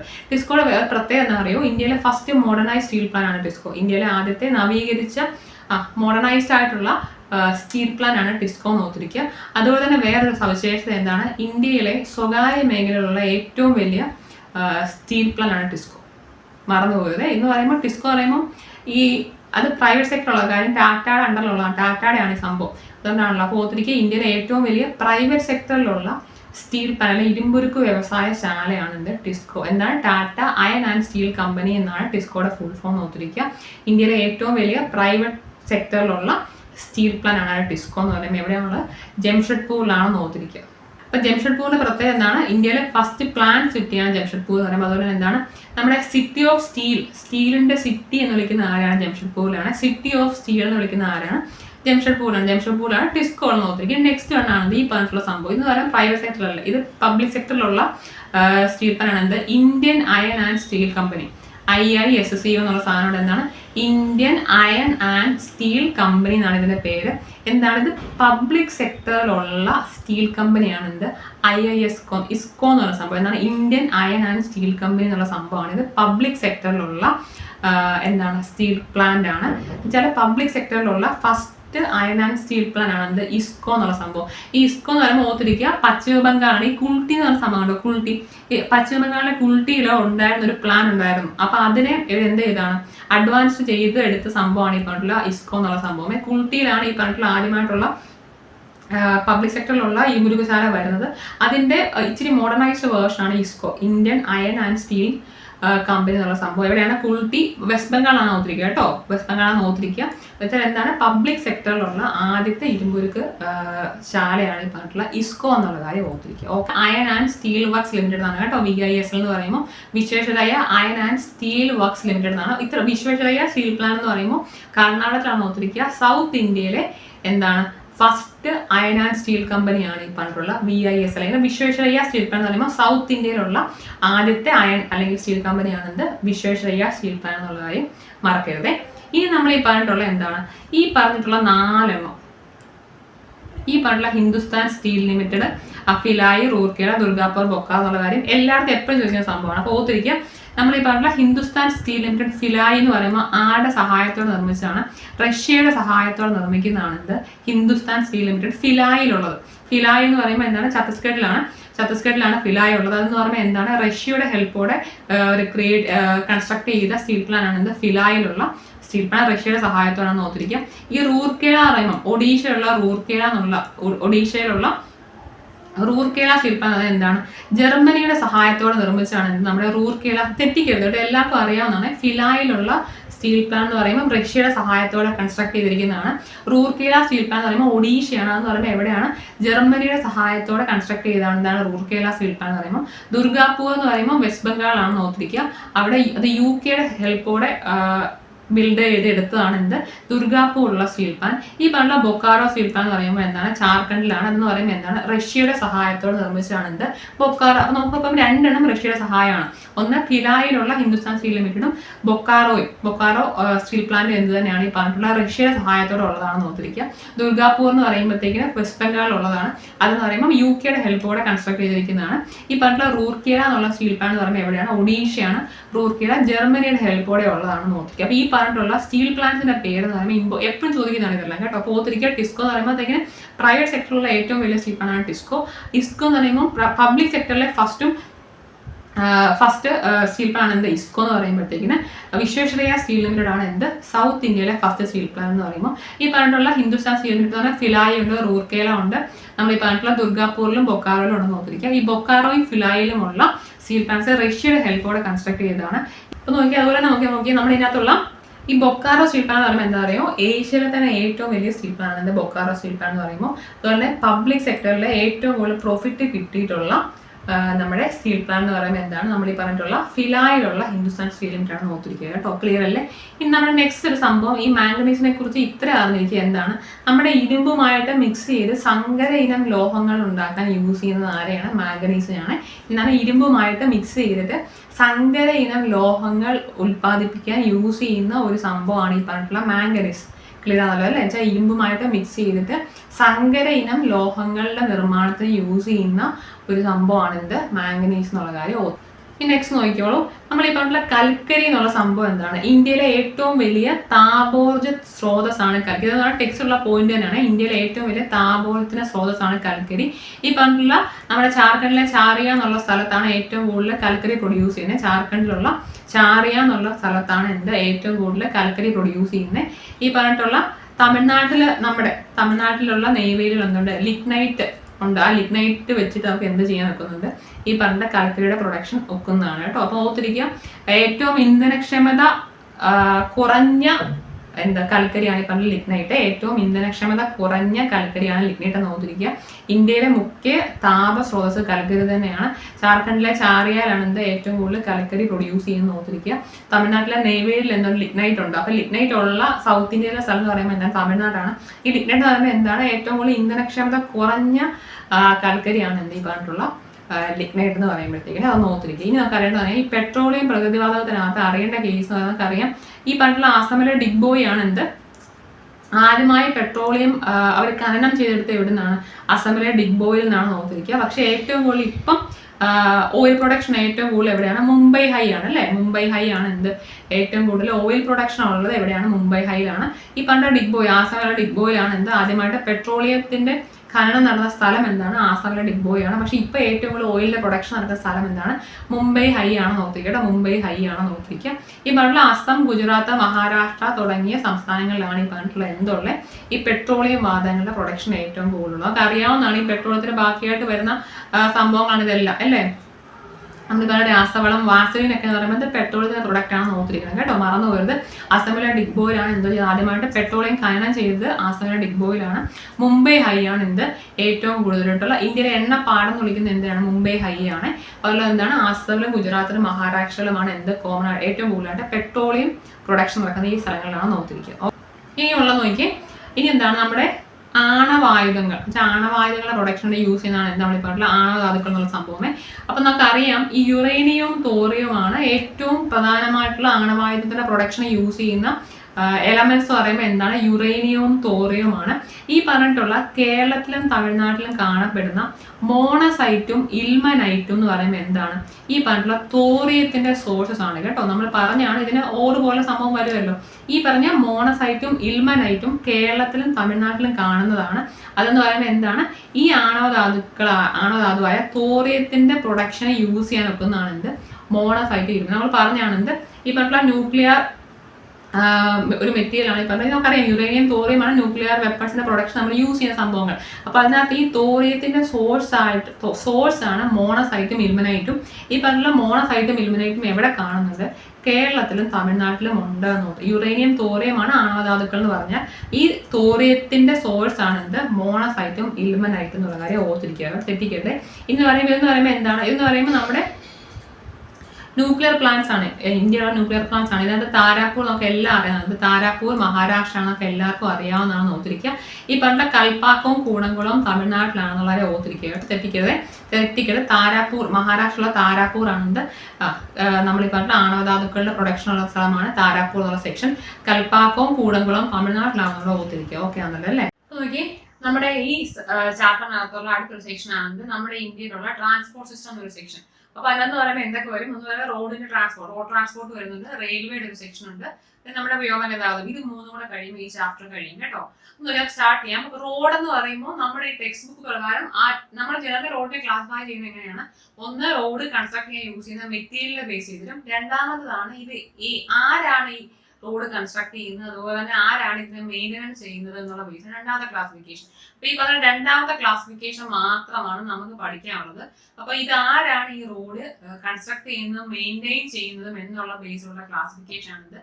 ദേശീയപാത, സംസ്ഥാന ഹൈവേ, ജില്ലാ റോഡ്, ഗ്രാമീണ റോഡ് എന്നുള്ളത് കേട്ടോ. നമുക്കറിയാം എന്ന് പറയുമ്പോൾ നാഷണൽ ഹൈവേസ് ഉണ്ട് അല്ലെ, നാഷണൽ ഹൈവേസ് ഉണ്ട്, സ്റ്റേറ്റ് ഹൈവേ ഉണ്ട്, പിന്നെ നമുക്ക് ഡിസ്ട്രിക്ട് ഹൈവേ ഉണ്ട്, പിന്നെ ഉള്ളത് എന്താണ്? ഗ്രാമീണ റോഡുകളാണ്. ഇമ്പോർട്ടൻറ്റ് സിറ്റീസിനെ കണക്ട് ചെയ്യും, അതുപോലെ തന്നെ നമ്മുടെ സംസ്ഥാനങ്ങൾ തമ്മിൽ കണക്ട് ചെയ്യുന്ന ഒരു റോഡാണ്.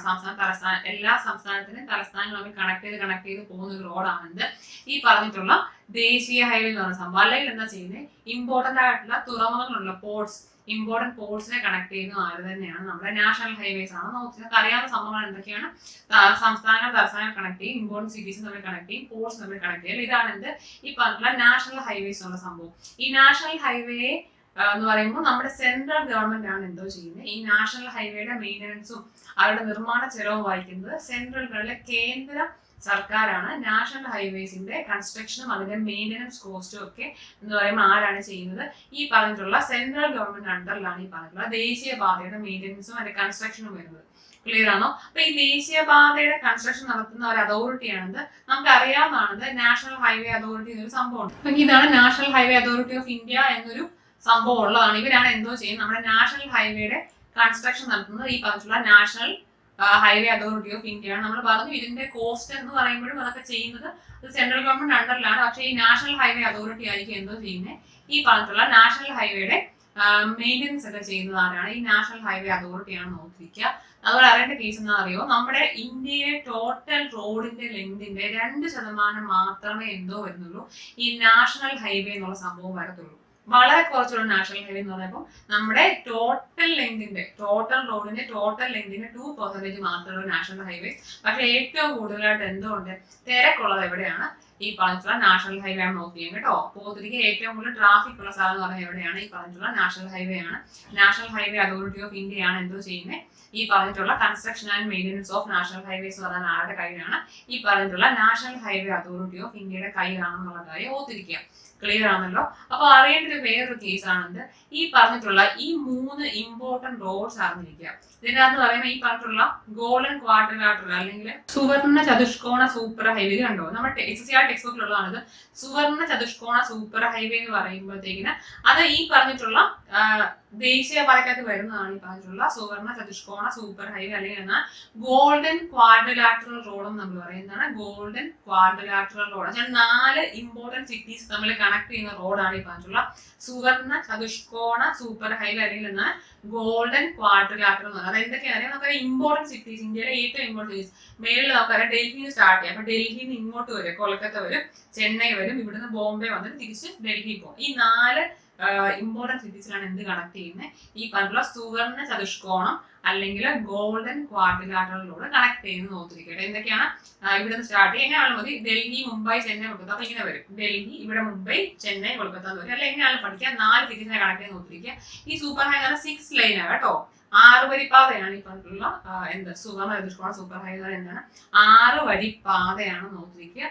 ഈ പറഞ്ഞിട്ടുള്ള നാഷണൽ ഹൈവേ അതോറിറ്റിയാണ് ഈ പറഞ്ഞ സുഗമ ചതുഷ്കോണ ഹൈവേ സൂപ്പർ ഹൈവേയുടെ കൺസ്ട്രക്ഷനും മെയിൻ്റനൻസും ചെയ്യുന്നത് national highway authority of India ആണെന്നുള്ളത് ഓർത്തിരിക്കുക. ഇതാണ് നമ്മൾ ഈ പറഞ്ഞിട്ടുള്ള ഗോൾഡൻ ക്വാഡ്രിലാറ്ററൽ എന്ന് പറയുമ്പോൾ നോക്കി ഡൽഹി, മുംബൈ ഉണ്ട്, നോക്കി ചെന്നൈ ഉണ്ട്, കൊൽക്കത്ത ഉണ്ട്, തിരിച്ച് ഡൽഹി പോകണം. ഇതാണ് ഈ പറഞ്ഞ ഗോൾഡൻ ക്വാഡ്രിലാറ്ററൽ അല്ലെങ്കിൽ സുഗമ ചതുഷ്കോണ സൂപ്പർ ഹൈവേ എന്ന് പറഞ്ഞ സംഭവം. ഇനി നമുക്ക് തന്നെ ഇതിലൂടെ അറിഞ്ഞിരിക്കുക എന്താണ് ഇന്ത്യയുടെ നോർത്ത് തൊട്ട് സൗത്ത് വരെ കണക്ട് ചെയ്യുന്ന റോഡ് എന്ന് പറയുമ്പോൾ എവിടെ നിന്ന് എവിടെ വരെ നടന്നിരിക്കുക. അതുപോലെ തന്നെ വെസ്റ്റ് തൊട്ട് ഈസ്റ്റ് വരെ റോഡ് പറഞ്ഞിരിക്കുക.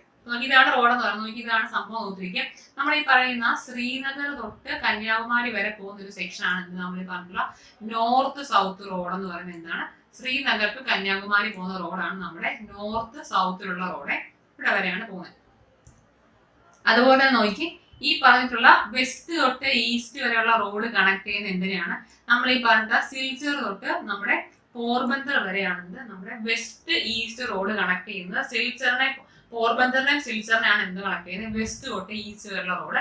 മറ്റേത് ശ്രീനഗർ ടു കന്യാകുമാരിയാണ് ആ റോഡ് നോക്കിയിരിക്കുക കേട്ടോ. അപ്പൊ ഇന്ത്യയുടെ നമുക്കറിയാം എന്താണ് നോർത്ത് സൗത്ത് കൊറിഡോറും വെസ്റ്റ് ഈസ്റ്റ് കൊറിഡോറും ചോദിക്കാറുണ്ട്. അതുകൊണ്ട് ഞാൻ പറഞ്ഞുള്ളൂ ഈ പറഞ്ഞിട്ടുള്ള 3 റോഡും ഈ പറഞ്ഞിട്ടുള്ള നോർത്ത് സൗത്ത് കൊറിഡോറും അതുപോലെ വെസ്റ്റ് ഈസ്റ്റ് കൊറിഡോറും സുഗമ ചതുഷ്കോണ സൂപ്പർ ഹൈവേയും മെയിൻറ്റെയിൻ ചെയ്യുന്നതും കൺസ്ട്രക്ട് ചെയ്യുന്നതും ആരാണ് national highway authority of India ആണെന്നുള്ള കാര്യം ഓർത്തിരിക്കുക.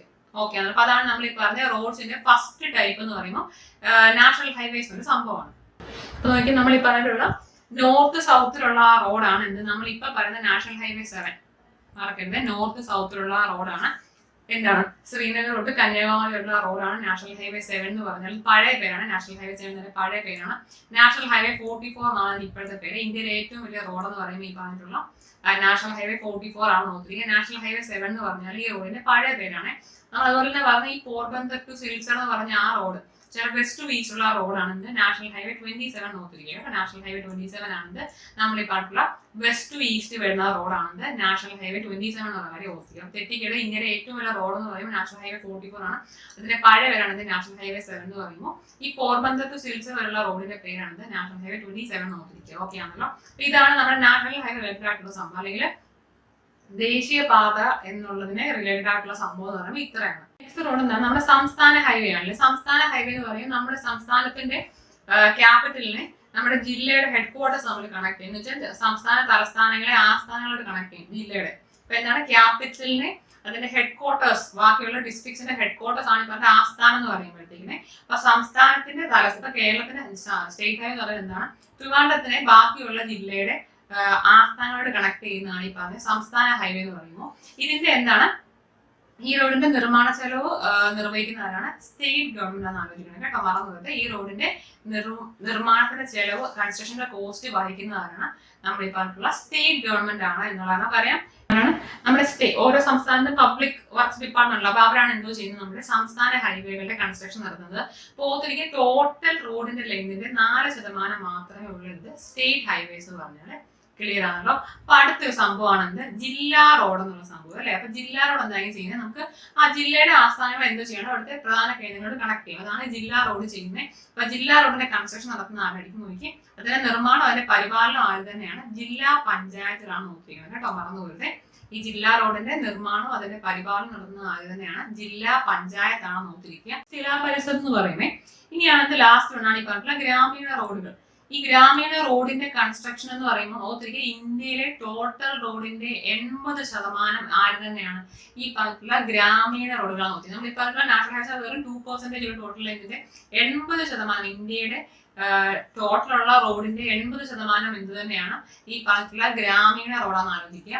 ഗ്രാമത്തിലെ റോഡുകളുടെ കൺസ്ട്രക്ഷൻ നടത്തുന്ന ആരാണ് അവിടുത്തെ തദ്ദേശ സ്വയംഭരണ സ്ഥാപനങ്ങളാണ്. തദ്ദേശ സ്വയംഭരണ സ്ഥാപനങ്ങളാണ് എന്തോ ചെയ്യുന്നത് നമ്മുടെ സംസ്ഥാനത്തുള്ള റോഡിന്റെ കൺസ്ട്രക്ഷൻ നടത്തുന്ന ആരാണ് സംസ്ഥാനത്തല്ല നമ്മുടെ എന്താണ് പറയുന്നത് വില്ലേജിലുള്ള ഗ്രാമത്തിലുള്ള റോഡുകളുടെ കൺസ്ട്രക്ഷൻ നടത്തുന്ന ആരാണ് തദ്ദേശ സ്വയംഭരണ സ്ഥാപനങ്ങളാണ് നോക്കിയിരിക്കുക. അതുപോലെ തന്നെ ഈ പറഞ്ഞിട്ടുള്ള ഗ്രാമീണ റോഡിന്റെ കൺസ്ട്രക്ഷന് വേണ്ടിയിട്ട് കൊണ്ടുവന്നൊരു സ്കീമുണ്ട്. നമ്മൾ ഈ പറഞ്ഞിട്ടുള്ള പ്രധാനമന്ത്രി ഗ്രാം സഡക് യോജന എന്ന് പറഞ്ഞു കഴിഞ്ഞാൽ ഈ ഗ്രാമീണ റോഡുകളുടെ കൺസ്ട്രക്ഷന് വേണ്ടിയിട്ട് സെൻട്രൽ ഗവൺമെന്റ് ലോഞ്ച് ചെയ്തൊരു സ്കീമാണിത് പ്രധാനമന്ത്രി ഗ്രാം സഡക് യോജന എന്നുള്ളത് കേട്ടോ. പ്രധാനമന്ത്രി ഗ്രാം സഡക് യോജന എന്ന് പറഞ്ഞാൽ കേൾക്കുമെന്ന് അറിയാം. ഒത്തിരി ഗ്രാമീണ റോഡുകളുടെ കൺസ്ട്രക്ഷന് വേണ്ടിയിട്ട് സെൻട്രൽ ഗവൺമെന്റ് ലോഞ്ച് ചെയ്തൊരു സ്കീമാണിത് പ്രധാനമന്ത്രി ഗ്രാം സഡക് യോജന. ഒരു കാര്യം അറിയിക്കണം, നമ്മുടെ റോഡിന്റെ കേസ് നമുക്കെന്ന് പറയുമ്പോഴത്തേക്കിന് ഇന്ത്യയിലെ ഏറ്റവും പഴയ റോഡാണ് നമ്മൾ ഈ പറഞ്ഞിട്ടുള്ള ഗ്രാൻഡ് ട്രങ്ക് റോഡ്. നമ്മുടെ ഷെർഷാസൂരി ഉണ്ട്, ഷെർഷാസൂരി കൺസ്ട്രക്ട് ചെയ്ത റോഡാണെന്ന് ഈ പറഞ്ഞിട്ടുള്ള ഗ്രാൻഡ് ട്രങ്ക് റോഡ് എന്ന് പറഞ്ഞിരിക്കുന്നത്. എന്താണ് ഇന്ത്യയിലെ ഏറ്റവും പഴയ റോഡാണ് ഗ്രാൻഡ് ട്രങ്ക് റോഡ് എന്ന് പറയുമ്പോൾ. ആരാണ് ഇതിന്റെ കൺസ്ട്രക്ട് ചെയ്തിരിക്കുന്ന ആരാണ്? ഇപ്പൊ ഷെർഷാസൂരിയുടെ സമയത്താണ് ഈ പറഞ്ഞിട്ടുള്ള ഗ്രാൻഡ് ട്രങ്ക് റോഡ് വന്നിരിക്കുന്നത്. ഓർത്തിരിക്കണേ.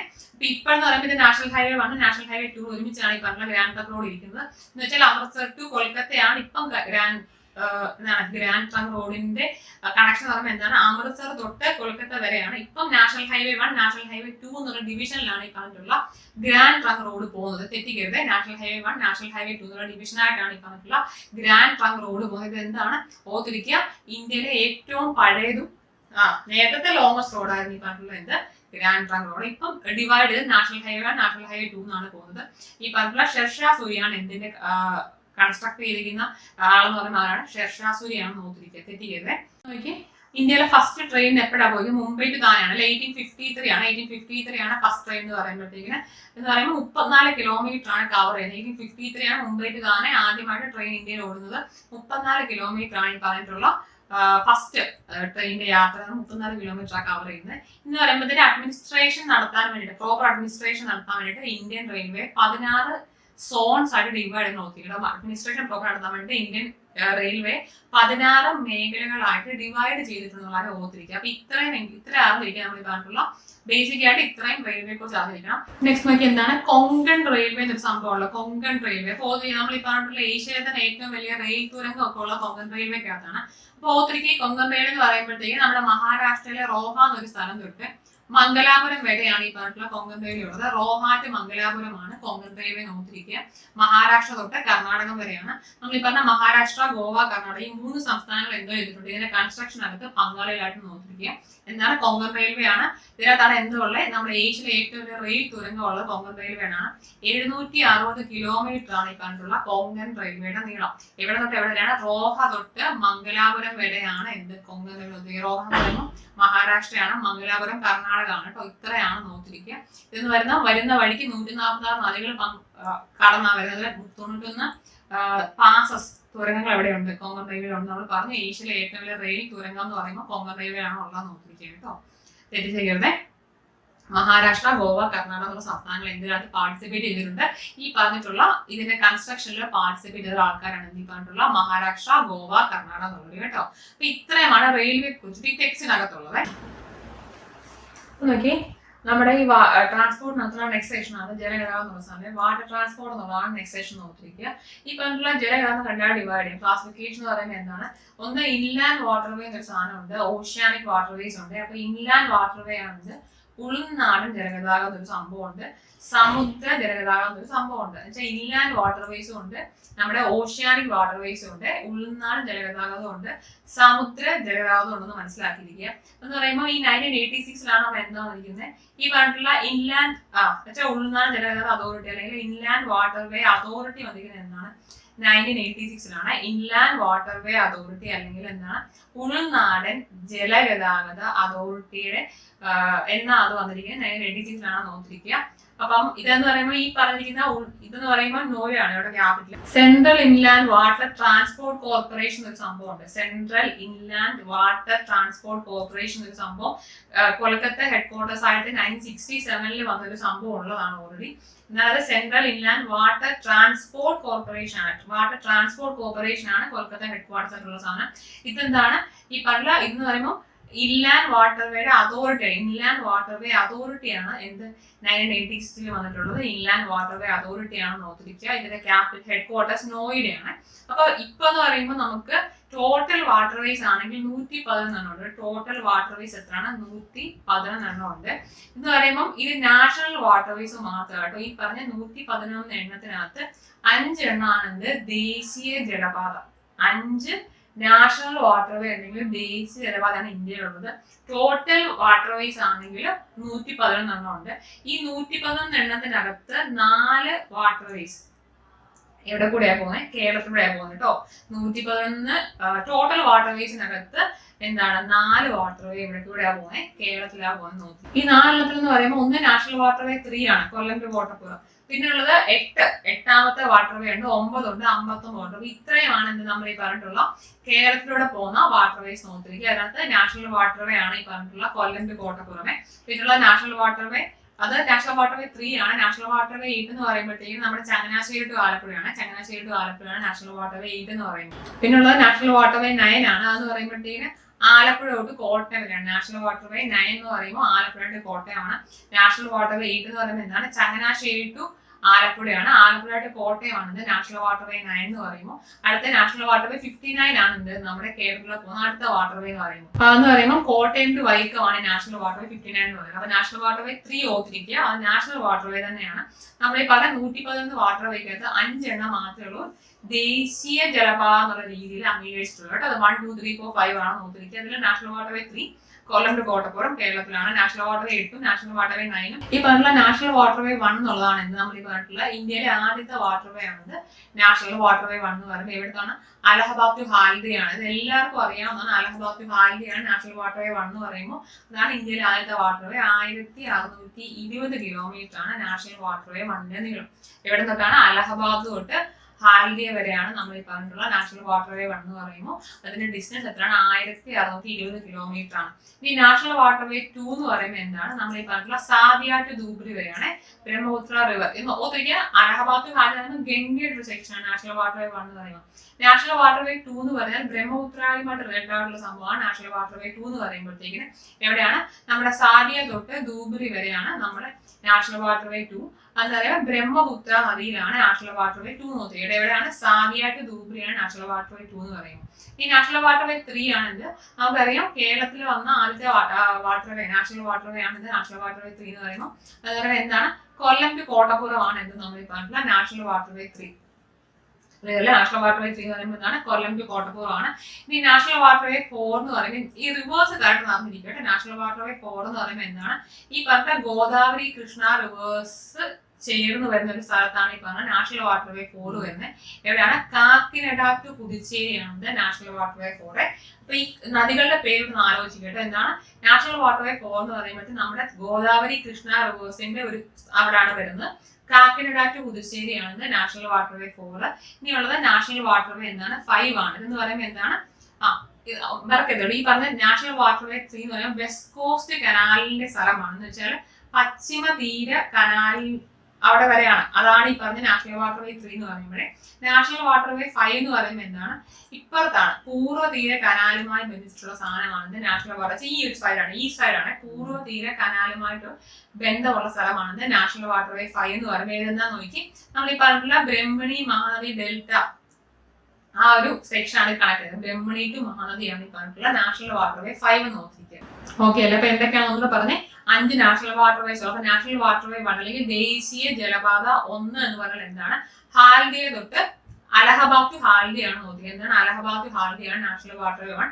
1620 കിലോമീറ്റർ ആണ് നാഷണൽ വാട്ടർവേ 1 നീളം. നാഷണൽ വാട്ടർവേ 2 എന്ന് പറയുമ്പോൾ എന്താണ്? അപ്പൊ ഗംഗ റിവറിന്റെ സിസ്റ്റത്തിൽ വരുന്നതാണ്. സെക്കൻഡ് 1 എന്ന് പറയുമ്പോൾ എന്താണ്? ബ്രഹ്മപുത്ര റിവർ സിസ്റ്റത്തിൽ വരുന്നതാണ് ഈ പറഞ്ഞ നാഷണൽ വാട്ടർവേ 2 എന്ന് പറയുമ്പോഴത്തേക്കിന്. അതുപോലെ എവിടെയാണ്? സാദിയ ടു ധൂബ്രിയാണ് ഈ പറഞ്ഞ നാഷണൽ വാട്ടർവേ 2. ഇനി നാഷണൽ വാട്ടർവേ 3 എന്ന് പറയുമ്പോൾ കൊല്ലം ടു കോട്ടപ്പുറം കേരളത്തിൽ കൂടെ പോകുന്ന ഫസ്റ്റ് വാട്ടർവേ ആണ്. നാഷണൽ വാട്ടർവേ ആണ് നാഷണൽ വാട്ടർവേ 3 എന്ന് പറയുമ്പോൾ. അത് വെസ്റ്റ് കോസ്റ്റ് കനാൽ ആണ്. അതാണ് നോക്കുന്നത്. വെസ്റ്റ് കോസ്റ്റ് കനാലിനെയാണ് ഇത് ബന്ധിപ്പിക്കുന്ന ആലോചിക്കട്ടെ. എന്താണ്? പശ്ചിമ തീര കനാലിനാണ് വെസ്റ്റ് കോസ്റ്റ് കനാൽ എന്ന് പറയുമ്പോൾ. എന്താണ് നാഷണൽ വാട്ടർവേ 4 എന്ന് പറയുമ്പോൾ എന്താണ്? ഗോദാവരി കൃഷ്ണ നദികളുടെ ആ ഒരു സെക്ഷൻ ആണ് നോക്കിയിരിക്കുക. എന്ന് പറയുമ്പോൾ എന്താണ്? കാക്കിനഡ ടു പുതുച്ചേരിയാണ് നാഷണൽ വാട്ടർവേ 4. നാഷണൽ വാട്ടർവേ 5 എന്ന് പറയുമ്പോൾ എന്താണ്? നമ്മുടെ ഈസ്റ്റ് കോസ്റ്റ് കനാലിലാണ് സെക്ഷൻ. ചില പൂർവ്വ തീര കനാലുമായി ബന്ധിച്ചിട്ടുള്ളതാണ് ഈ പറഞ്ഞ നാഷണൽ വാട്ടർവേ 5 എന്ന് പറയുമ്പോൾ. അതെന്താണ്? ബ്രഹ്മണി ടു മഹാനദിയാണ് നോക്കിയിരിക്കുക. ഇത്രയാണ് നാഷണൽ വാട്ടർവേസ് എന്ന് പറയുമ്പോൾ. കേരളത്തിലൂടെ എത്ര വാട്ടർവേ പോകുന്നത്? 4 മുതൽ ഓർമ്മ എന്താണ്? നാഷണൽ വാട്ടർവേ ആണെന്ന് നോക്കിയിരിക്കുക. അപ്പൊ നാഷണൽ വാട്ടർവേ അതോറിറ്റി ഉണ്ട്, ഇൻലാൻഡ് വാട്ടർവേ അതോറിറ്റി ഉണ്ട് എന്ന് നോക്കിയിരിക്കുക. 1986 ആണ് അത് ഫോം ചെയ്തിരിക്കുന്നത്. നോയിഡയാണ് ഹെഡ് ക്വാർട്ടേഴ്സ്. അപ്പൊ ഇത്രയും ഒന്ന് എന്തിനെ കുറിച്ച് അറിഞ്ഞിരിക്കുക? ഈ പറഞ്ഞിട്ടുള്ള ജലഗതാഗതം നിങ്ങൾക്കറിയാം ഏറ്റവും ചീപ്പസ്റ്റ് ആയിട്ടുള്ള ഗതാഗതം എന്ത് തന്നെയാണ് ഈ പറഞ്ഞിട്ടുള്ള ജലഗതാഗതമാണ് നോക്കിയിരിക്കുക കേട്ടോ. ഇതിനുള്ള ലാസ്റ്റ് സെഷൻ ആണ് എന്ത് ഈ പ്രധാനപ്പെട്ട തുറമുഖങ്ങൾ അല്ലെങ്കിൽ ഇന്ത്യയിലെ ഇമ്പോർട്ടന്റ് ആയിട്ടുള്ള പോർട്ട്സ് എന്നൊരു സാധനമുണ്ട്. ഇന്ത്യയിലെ പ്രധാന തുറമുഖങ്ങൾ ഏതൊക്കെയാണെന്ന് കറക്റ്റ് അറിഞ്ഞിട്ട് ഇതിന്റെ അകത്ത് 12 പറഞ്ഞുള്ളൂ. പക്ഷെ ഇന്ത്യയിൽ സത്യം പറഞ്ഞാൽ 13 മേജർ പോർട്ട് ഉണ്ട്. ഇതിനകത്ത് ഇല്ലാത്ത 800 എന്നൊരു സംഭവം, 800 എന്നൊരു പോർട്ട് ഉണ്ട്. 800 എന്നൊരു പോർട്ട് ഉള്ളതാണ്. 800 എന്നൊരു പോർട്ട് ഉള്ളതാണ് കേട്ടോ. അത് ഇതിന്റെ അകത്ത് എഴുതിയിട്ടില്ല. പക്ഷെ ഓർത്തിരിക്കുക ഇങ്ങനെ ഒരു പോർട്ട് ഉണ്ട്. 800 എന്നൊരു പോർട്ട് ഉള്ളതാണ്. എന്ന് പറയുമ്പോഴത്തേക്ക് ഈ പറഞ്ഞിട്ടുള്ള ചെന്നൈ പോർട്ടിന്റെ ട്രാഫിക് കുറയ്ക്കാൻ വേണ്ടി കൊണ്ടുവന്നതാണ് 800 എന്നുള്ള പോർട്ട്. ഫസ്റ്റ് ഒരു കമ്പനിയായിട്ട് രജിസ്റ്റർ ചെയ്തിട്ടുള്ള പോർട്ടാണ് 800 എന്നുള്ള പോർട്ട്. ഇതിനകത്ത് ഇല്ലാത്ത പോർട്ടാണ് നോക്കിയിരിക്കണേ. അതുപോലെ തന്നെ എനർജി പോർട്ട് ഓഫ് ഏഷ്യ എന്ന് വിളിക്കുന്ന 800 പോർട്ടാണ്. 800 എന്ന് പറയുമ്പോൾ ചെന്നൈ പോർട്ടിന്റെ ട്രാഫിക് റെഡ്യൂസ് ചെയ്യാൻ വേണ്ടി കൊണ്ടുവന്നതാണ് ഈ പറഞ്ഞിട്ടുള്ള 800 പോർട്ട്. ഇതാണ് പോർട്സ് ഇൻ ഇന്ത്യ എന്നുള്ള സെക്ഷൻ. കാണാമല്ലോ അല്ലെ? നോക്കി ഇതാണ്. നോക്കി ഇവിടുന്ന് കറക്റ്റ് വരാം. കാര്യം ഇവിടുന്ന് കോസ്റ്റൽ ലൈൻ നോക്കി വന്നാൽ കറക്റ്റ് പോർട്ട് കിട്ടും. ഈ പറഞ്ഞ കോസ്റ്റൽ ലൈൻ നോക്കി വന്നാൽ നമുക്ക് കറക്റ്റ് പോർട്ട് കിട്ടും. നമുക്ക് സ്റ്റാർട്ട്. ഫസ്റ്റ് എന്താണ് ഈ പറഞ്ഞ കാൻലയാണ് ഫസ്റ്റ് പോർട്ട്. ഗുജറാത്തിലുള്ള കാൻല പോർട്ട് ഉണ്ട്. തൊട്ട് താഴെ മഹാരാഷ്ട്രയിൽ എന്തൊക്കെയുണ്ട്? ഈ പറഞ്ഞ മുംബൈ പോർട്ടും ഉണ്ട്, ജവഹർലാൽ നെഹ്റു പോർട്ടും ഉണ്ട്. ഈ ജവഹർലാൽ നെഹ്റു പോർട്ടിന്റെ മറ്റൊരു പേരാണ് ഈ പറഞ്ഞ നവശേവ പോർട്ട്. അപ്പൊ കാൻല പോർട്ട് ഗുജറാത്തിലാണ്. ഈ പറഞ്ഞ മുംബൈ പോർട്ടും നവശേവ പോർട്ടും എവിടെയാണ്? മഹാരാഷ്ട്രയിലാണ്. ഈ മുംബൈ പോർട്ടിന്റെ ട്രാഫിക് കുറയ്ക്കാൻ വേണ്ടി പറഞ്ഞാണ് ഈ പറഞ്ഞിട്ടുള്ള നവശേവ പോർട്ട് അല്ലെങ്കിൽ എന്താണ് ജവഹർലാൽ നെഹ്റു ഇന്റർനാഷണൽ പോർട്ട് എന്ന് പറഞ്ഞാൽ എന്താണ്? ഈ പറഞ്ഞ നവശേവ പോർട്ടാണ് അറിഞ്ഞിരിക്കുന്നത്. ജവഹർലാൽ നെഹ്റു പോർട്ട് എന്ന് പറഞ്ഞാൽ നവശേവ പോർട്ടാണ്. ഇനി തൊട്ട് താഴെ ഗോവയിൽ എന്തുകൊണ്ട്? മർമഗോവ പോർട്ട് വരുന്നുണ്ട്. ഇത് കർണാടകത്തിൽ എന്താണ്? ന്യൂമംഗളൂർ പോർട്ട് ഉണ്ട്. കേരളത്തില് കൊച്ചി പോർട്ട് ഉണ്ട്. അപ്പൊ ഇത്രയും സെക്ഷൻ കഴിഞ്ഞിട്ടോ. ഇനി നമ്മൾ ഈ സെക്ഷനിലോട്ട് വരിക. ഇവിടെ എന്ന് പറയുമ്പോൾ എന്താണ്? തമിഴ്നാട്ടിലാണ് എന്തോളെ തൂട്ടുകോറിനുണ്ട്, ചെന്നൈ ഉണ്ട്. അത് കൂടാതെ നമ്മൾ എന്തോ പറയുന്നു ഈ പറഞ്ഞിട്ടുള്ള ചെന്നൈ പോർട്ടിന്റെ ട്രാഫിക് കുറയ്ക്കാൻ വേണ്ടി പറഞ്ഞാണ് 800 എന്നുള്ള പോർട്ട് കേട്ടോ. പോർത്തിരിക്കും. ഇനി എന്താണ്? ആന്ധ്രാപ്രദേശിലാണ് എന്തോ ഉള്ളത്. നമുക്കറിയാം വിശാഖപട്ടണം പോർട്ട് വരുന്നുണ്ട്. ഒഡീഷയിലെ പാരദീപ് പോർട്ട് ഉണ്ട്. കൊൽക്കത്തയിൽ എന്തൊക്കെയുണ്ട്? വെസ്റ്റ് ബംഗാളിൽ എന്തൊക്കെയുണ്ട്? ഹാൽദിയ പോർട്ടും കൊൽക്കത്ത പോർട്ടും. ഇതാണ് നമ്മൾ ഈ പറഞ്ഞിട്ടുള്ള ഇമ്പോർട്ടന്റ് പോർട്ട്സ്. ഇന്ത്യയിലെ പ്രധാനപ്പെട്ട തുറമുഖങ്ങൾ എന്ന് പറയുമ്പോൾ ഇത്രയാണ്. ഒന്ന് ഈ സൈഡിൽ നിന്ന് പറഞ്ഞു നോക്കുക. ഗുജറാത്തോട് പറയാം. ഗുജറാത്തിൽ എന്തുകൊണ്ട്? കാൻല പോർട്ട് ഉണ്ട്. തൊട്ട് താഴെ വരുന്നത് മഹാരാഷ്ട്രയാണ്. മഹാരാഷ്ട്ര എന്ന് പറഞ്ഞാൽ എന്തൊക്കെ കാണും? ഒന്ന് മുംബൈ പോർട്ട് കാണും. അതുള്ള പിന്നെ എന്താണ്? നവഗോവ എന്താണ്? മുംബൈ പോർട്ട് ഉണ്ട്. നവശേവ പോർട്ട് അല്ലെങ്കിൽ എന്താണ് നമ്മൾ പറയുന്നത്? ജവഹർലാൽ നെഹ്റു പോർട്ട് ഉള്ളത് എവിടെയാണ്? മഹാരാഷ്ട്രയാണ് നോക്കിയിരിക്കുക. തൊട്ട് താഴെ എന്താണ്? ഗോവയാണ് അല്ലെ? ഗോവ മർമഗോവ പോർട്ട് വരും. തൊട്ട് താഴെ എന്താണ്? കർണാടകത്തിൽ എന്താ ഉള്ളത്? നമ്മൾ ഈ പറഞ്ഞിട്ടുള്ള മംഗളൂർ പോർട്ട് ഉണ്ട്, ന്യൂ മംഗളൂർ പോർട്ട് ഉണ്ട്. കേരളത്തില് കൊച്ചി പോർട്ട് ഉണ്ട്. ഇനി നമ്മുടെ തമിഴ്നാട് സെക്ഷൻ വരുമ്പോൾ എന്തൊക്കെയാണ്? ഒന്ന് തൂത്തുക്കോറിനാണ്. പിന്നുള്ളത് ചെന്നൈ പോർട്ടാണ്. തൊട്ട് മണ്ടേ കർണാടകത്തിലെ വിശാഖപട്ടണം പോർട്ട് വരുന്നുണ്ട്. അതിന്റെ മേലെ ഒഡീഷയിലെ പാരദീപ് പോർട്ട് വരും. ഇനി വെസ്റ്റ് ബംഗാളിനകത്താണ് കൊൽക്കത്ത പോർട്ടും ഹാൽദിയ പോർട്ടും വരുന്നത്. ക്ലിയർ അല്ലേ? നമുക്ക് നോക്കിയത് ടെക്സ്റ്റിനകത്ത് എടുത്ത് പ്രത്യേകിച്ച് ഒന്നും തന്നെ പറഞ്ഞിട്ടില്ല. അതിന് ഞാൻ ജസ്റ്റ് ഒന്ന് പറയാം. എന്ന് പറയുമ്പോഴത്തേക്കിന് ഇന്ത്യക്ക് ഇൻഡിപെൻഡൻസ് കിട്ടിക്കഴിഞ്ഞതിന് ശേഷമുള്ള ആദ്യത്തെ മേജർ പോർട്ടാണ് കാൻല പോർട്ട്. എന്താണ്? ഇന്ത്യക്ക് സ്വാതന്ത്ര്യം കിട്ടിക്കഴിഞ്ഞതിന് ശേഷമുള്ള ആദ്യത്തെ മേജർ പോർട്ടാണ് എന്ത് പറഞ്ഞിട്ടുള്ള കാൻല പോർട്ട് എന്ന് പറയുമ്പോഴത്തേക്കിന് നമ്മൾ ദീൻ ദയാൽ പോർട്ട് എന്ന് കേൾക്കാനുണ്ട്. ദീൻ ദയാൽ പോർട്ട് എന്ന് പറഞ്ഞാൽ എന്ത് തന്നെയാണ്? കാൻല പോർട്ടാണ്. കാൻല പോർട്ടിന് വേറൊരു പേരാണ് ദീൻ ദയാൽ പോർട്ട് എന്ന് പറയുമ്പോഴത്തേക്കും. അതുപോലെ ഇന്ത്യക്ക് ഇൻഡിപെൻഡൻസ് കിട്ടിക്കഴിഞ്ഞ ശേഷമുള്ള ഫസ്റ്റ് മേജർ പോർട്ട് എന്താണ്? കാൻല പോർട്ടാണ്. ഗുജറാത്തിലാണ് നോക്കിയിരിക്കുക. അതുകൊണ്ട് തന്നെ നമ്മൾ ഈ ഗുജറാത്തിലുള്ള ഒരേ ഒരു മേജർ പോർട്ടാണ് കാൻല പോർട്ട് എന്ന് പറയുമ്പോഴത്തേന് നമ്മുടെ ഇന്ത്യ പാകിസ്ഥാൻ വിഭജനത്തിന് സന്ധി എന്നൊക്കെ വിളിക്കുന്ന കാൻല പോർട്ടിനെയാണ്. ഇന്ത്യ പാകിസ്ഥാൻ വിഭജനത്തിന് സന്ധി വിളിക്കുന്ന കാൻല പോർട്ടിനെയാണ്. ഇന്ത്യക്ക് ഇൻഡിപെൻഡൻസ് കിട്ടി കഴിഞ്ഞിട്ടുള്ള ഫസ്റ്റ് മേജർ പോർട്ടാണ് കാൻല പോർട്ട്. അത് പറഞ്ഞാണ് ഇന്ത്യയിലെ ഫസ്റ്റ് സ്പെഷ്യൽ എക്കോണമിക് സോൺ എന്ന് പറയുമ്പോൾ കാൻലയാണ് അല്ലെ? ഇന്ത്യയിലെ ഫസ്റ്റ് സ്പെഷ്യൽ എക്കോണമിക് സോൺ എന്ന് പറയുമ്പോൾ എന്തായിരുന്നു? കാൻല ആണ് ഓർത്തിരിക്കുക. അപ്പൊ കാൻല പോർട്ടിന്റെ വേറൊരു പേരാണെന്ത്? ദീൻ ദയാൽ പോർട്ട് എന്നുള്ള കാര്യം ഓർത്തിരിക്കുക. ക്ലിയർ അല്ല? തൊട്ടടുത്തത് താഴെ ഇതാണെന്ത്? മുംബൈ പോർട്ട് അല്ലെ? അടുത്ത മുംബൈ പോർട്ടാണ്. ഇന്ത്യയിലെ ഏറ്റവും വലിയ പോർട്ടാണ് കാരണം മുംബൈ പോർട്ട്. ഇന്ത്യയിലെ ഏറ്റവും വലിയ പോർട്ട് മുംബൈ പോർട്ടാണ്. ഏറ്റവും കൂടുതൽ കോട്ടൺ എക്സ്പോർട്ട് ചെയ്യുന്ന ഈ പറഞ്ഞ മുംബൈ പോർട്ടിൽ നിന്നാണ്. ഇത് പറയുമ്പോൾ മുംബൈ പോർട്ട് ഒരു നാച്ചുറൽ പോർട്ടാണ്. നമ്മൾ എന്താണ് കാൻല പോർട്ട് എന്ന് പറയുമ്പോൾ ഇന്ത്യ പാകിസ്ഥാൻ ഡിവിഷന്റെ സന്ധിയാണ് ഈ കാൻല പോർട്ട് എന്ന് പറയുമ്പോൾ. മുംബൈ പോർട്ട് എന്ന് പറയുമ്പോഴത്തേന് എന്താണ്? ഒരു നാച്ചുറൽ പോർട്ടാണ് കേട്ടോ. ഇന്ത്യയിലെ ഏറ്റവും വലിയ പോർട്ട് മുംബൈ പോർട്ടാണെന്ന് ഓർത്തിരിക്കുക. ഇതൊരു നാച്ചുറൽ പോർട്ടാണ് മുംബൈ പോർട്ട് എന്ന് പറയുമ്പോൾ. അതുകൊണ്ട് ഓർത്തിരിക്കുക കേട്ടോ. നമ്മൾ ഈ പറഞ്ഞ കപ്പലിന്റെ പണി ചെയ്യുന്ന സ്ഥലമുണ്ട്. ഇന്ദിരാ ഡോക്ക് എന്നൊരു സ്ഥലമുണ്ട്. അതായത് മസഗഡ് എന്നൊരു സ്ഥലമുണ്ട്. മസഗഡ് എന്നൊരു സ്ഥലവും ഇന്ദിരാ ഡോക്ക് എന്നൊരു സ്ഥലമാണ്. കപ്പൽ നിർമ്മിക്കുന്ന സ്ഥലമാണ് കേട്ടോ. ഇവിടെ മസഗഡും ഇന്ദിരാ ഡോക്കും എവിടെ തന്നെയാണ്? മുംബൈയിലാണ്. ഇന്ത്യയിലെ ഏറ്റവും വലിയ പോർട്ടാണ് മുംബൈ പോർട്ട് എന്ന് പറയുമ്പോൾ. അതുപോലെ ഏറ്റവും കൂടുതൽ കോട്ടൺ പരുത്തി എക്സ്പോർട്ട് ചെയ്യുന്ന മുംബൈ പോർട്ടിൽ നിന്നാണ് ഓർത്തിരിക്കുക. മഹാരാഷ്ട്രയിലാണ്. ഇനി നോക്കി ഈ പറഞ്ഞ ജവഹർലാൽ നെഹ്റു പോർട്ട് എന്ന് പറഞ്ഞാൽ എന്താണ്, മുംബൈ പോർട്ടിന്റെ ട്രാഫിക് റെഡ്യൂസ് ചെയ്യാൻ വേണ്ടിയിട്ട് നമ്മൾ കൺസ്ട്രക്ട് ചെയ്ത പോർട്ടാണിത് ജവഹർലാൽ നെഹ്റു പോർട്ട്. ഇതിന്റെ വേറെ പേരെന്താണ്, നവശോവ പോർട്ട് എന്ന് പറഞ്ഞാൽ എന്ത് തന്നെയാണ്, ജവഹർലാൽ നെഹ്റു പോർട്ടാണ്. ഇതെന്ന് പറഞ്ഞാൽ കണ്ടെയ്നർ പോർട്ടാണ്. കണ്ടെയ്നർ ഷിപ്സ് വരുന്ന പോർട്ടാണ് ജവഹർലാൽ നെഹ്റു പോർട്ട്, അല്ലെങ്കിൽ നവശോവ പോർട്ട് ആണ്. കണ്ടെയ്നർ ഷിപ്സ് വരുന്ന പോർട്ടാണ്. ഇന്ത്യയിലെ ഏറ്റവും ബിസി ആയിട്ടുള്ള കണ്ടെയ്നർ പോർട്ടാണ് ഈ പറഞ്ഞിട്ടുള്ള നവശോവ പോർട്ട് അല്ലെങ്കിൽ ജവഹർലാൽ നെഹ്റു പോർട്ട് എന്ന് ആലോചിക്കുക. മുംബൈ പോർട്ടിന്റെ ട്രാഫിക് റെഡ്യൂസ് ചെയ്യാൻ വേണ്ടിയിട്ട് കൺസ്ട്രക്ട് ചെയ്തതാണ് ജവഹർലാൽ നെഹ്റു പോർട്ട് അല്ലെങ്കിൽ നവശോവ പോർട്ട്. കണ്ടെയ്നർ പോർട്ടാണ് നോക്കിയത്, കണ്ടെയ്നർ പോർട്ടാണിത് ഈ പറഞ്ഞിട്ടുള്ള ജവഹർലാൽ നെഹ്റു പോർട്ട് അല്ലെങ്കിൽ നവശോവ പോർട്ട് എന്നുള്ള കാര്യം ഓർത്തിരിക്കുക. ഇനി നെക്സ്റ്റ് ആണ് നമ്മൾ പറഞ്ഞിട്ടുള്ള മർമഗോവ അല്ലെ. ഗോവയിലുള്ള ഒരേ ഒരു മേജർ പോർട്ടാണ് മർമഗോവ. ഇവിടെ എന്ന് പറയുമ്പോഴത്തേക്കും നമ്മുടെ ഇരുമ്പയിലിന്റെ ഇരുമ്പയില് എക്സ്പോർട്ട് ചെയ്യുന്ന സ്ഥലം എന്ന് പറയും മർമഗോവ പോർട്ടിൽ കൂടെ കേട്ടോ. ഇരുമ്പയിലിന്റെ എക്സ്പോർട്ട് നടത്തുന്ന സ്ഥലമാണ് ഈ പറഞ്ഞിട്ടുള്ള മർമഗോവ പോർട്ട് നോക്കുക. എന്താണ് നമ്മളിപ്പോ തൊട്ടാഴെ വരികയാണ്, എന്താണ് കർണാടകത്തിലുള്ള മേജർ പോർട്ടാണ് എന്താണ് മംഗളൂർ പോർട്ട് കേട്ടോ. ഈ മംഗളൂർ പോർട്ടിന്റെ പഴയ പേരാണ് പനമ്പൂർ പോർട്ട് എന്ന് പറയുന്നത് ഇത് തന്നെയാണ്, മംഗളൂർ പോർട്ട് തന്നെയാണ്. പോർട്ട് എങ്ങനെയാണ് ഫോം ചെയ്യുന്നത് ഞാൻ പറയുന്നത്, ജസ്റ്റ് അറിയേണ്ട പോയിന്റ് മാത്രം ഞാൻ പറയാം. ഫസ്റ്റ് ഇന്ത്യയിൽ ആദ്യമായിട്ട് ഒരു കണ്ടെയ്നർ ഷിപ്പ് വരുന്നത് ഈ പറഞ്ഞ കൊച്ചി പോർട്ടിലാണ്. പ്രസിഡന്റ് ടെയ്ലർ എന്നുള്ള ഒരു കണ്ടെയ്നർ ഷിപ്പ് വരുന്ന ഇന്ത്യയിലെ ആദ്യത്തെ പോർട്ട് എന്ന് പറയുമ്പോൾ കൊച്ചി പോർട്ടാണ്. തെറ്റിക്കരുത്, ഇന്ത്യയിൽ ആദ്യമായിട്ട് ഒരു കണ്ടെയ്നർ ഷിപ്പ് വന്നത് എവിടെയാണ്, ഈ പറഞ്ഞ കൊച്ചി പോർട്ടിലാണ്. പ്രസിഡന്റ് ടെയ്ലർ എന്നാണ് കണ്ടെയ്നർ ഷിപ്പിന്റെ പേര് എന്ന് ഓർത്തിരിക്കുക കേട്ടോ. ഇന്ത്യയിലെ ഏറ്റവും വലിയ തടാക പോർട്ടാണിത് കൊച്ചി പോർട്ട്. ഇന്ത്യയിലെ ഏറ്റവും വലിയ തടാക പോർട്ടാണിത് കൊച്ചി പോർട്ട് എന്ന് പറയുമ്പോൾ ഓർത്തിരിക്കുക. ഇന്ത്യയിൽ ആദ്യമായിട്ട് ഒരു കണ്ടെയ്നർ ഷിപ്പ് വന്ന പോർട്ട് കൊച്ചി പോർട്ടാണ്. നമ്മുടെ പ്രസിഡന്റ് ടെയ്ലർ എന്നുള്ള ഷിപ്പാണ് വരുന്നത് ഓർത്തിരിക്കുക. നമുക്കറിയാലോ വിജ്ഞാനത്തിന്റെ ബാക്കിയിട്ട് വരുന്നതാണ്. ഞാൻ കേരള ജോഗ്രഫി പഠിപ്പിക്കുമ്പോൾ ആ കൊച്ചി പോർട്ടിന്റെ കാര്യം എടുത്തു പറയാമേ, ഇത് ഓർത്തിരിക്കുക. ഇനി നെക്സ്റ്റ് വൺ എന്താണ്, ഈ പറഞ്ഞ തൂത്തുക്കോറിനും ചെന്നൈ പോർട്ടും അല്ലെ. തൂത്തുക്കോറിനും ചെന്നൈ പോർട്ട് എന്ന് പറയുമ്പോൾ ഏതാണ്, തമിഴ്നാട്ടിലുള്ള രണ്ട് മേജർ പോർട്ട്സ് ആണിത്, തൂത്തുക്കോറിനും ചെന്നൈ പോർട്ടും. ഇതിനകത്ത് പറയുമ്പോൾ ഈ ചെന്നൈ പോർട്ട് എന്ന് പറയുമ്പോൾ എന്താ അറിയോ, ഏറ്റവും പഴക്കം ചെന്ന ആർട്ടിഫിഷ്യൽ പോർട്ടാണ് ചെന്നൈ പോർട്ട്. ഞാൻ പറഞ്ഞു മുംബൈ പോർട്ട് നാച്ചുറൽ പോർട്ടാണ്, ഈ ചെന്നൈ പോർട്ട് ആർട്ടിഫിഷ്യൽ പോർട്ടാണ്. ഏറ്റവും പഴക്കം ചെന്ന ആർട്ടിഫിഷ്യൽ പോർട്ടാണിത് ചെന്നൈ പോർട്ട് എന്ന് പറയുമ്പോൾ. നമ്മുടെ സദേൺ മോസ്റ്റ് ആയിട്ട് ഇരിക്കുന്ന പോർട്ടാണിത് തൂത്തുക്കോറിനുള്ള പോർട്ട് കേട്ടോ. സദേൺ മോസ്റ്റ് പോർട്ടാണ് തൂത്തുക്കോറിനുള്ളത്. ചെന്നൈ പോർട്ട് എന്ന് പറയുമ്പോൾ ഇന്ത്യയിലെ ഏറ്റവും പഴക്കം ചെന്ന ആർട്ടിഫിഷ്യൽ പോർട്ടാണിത് ചെന്നൈ പോർട്ട്. നമ്മുടെ gateway of south India എന്ന് വിളിക്കുന്നത് ചെന്നൈ പോർട്ടിനാണ്. അതുപോലെ വേൾഡ് വാർ സമയത്ത് അറ്റാക്ക് ചെയ്യപ്പെട്ട ഒരു പോർട്ടാണ്, ജർമ്മനി വന്ന് അറ്റാക്ക് ചെയ്യുന്നത് ചെന്നൈ പോർട്ട് നോക്കിയിട്ട് തെറ്റിക്കരുത്.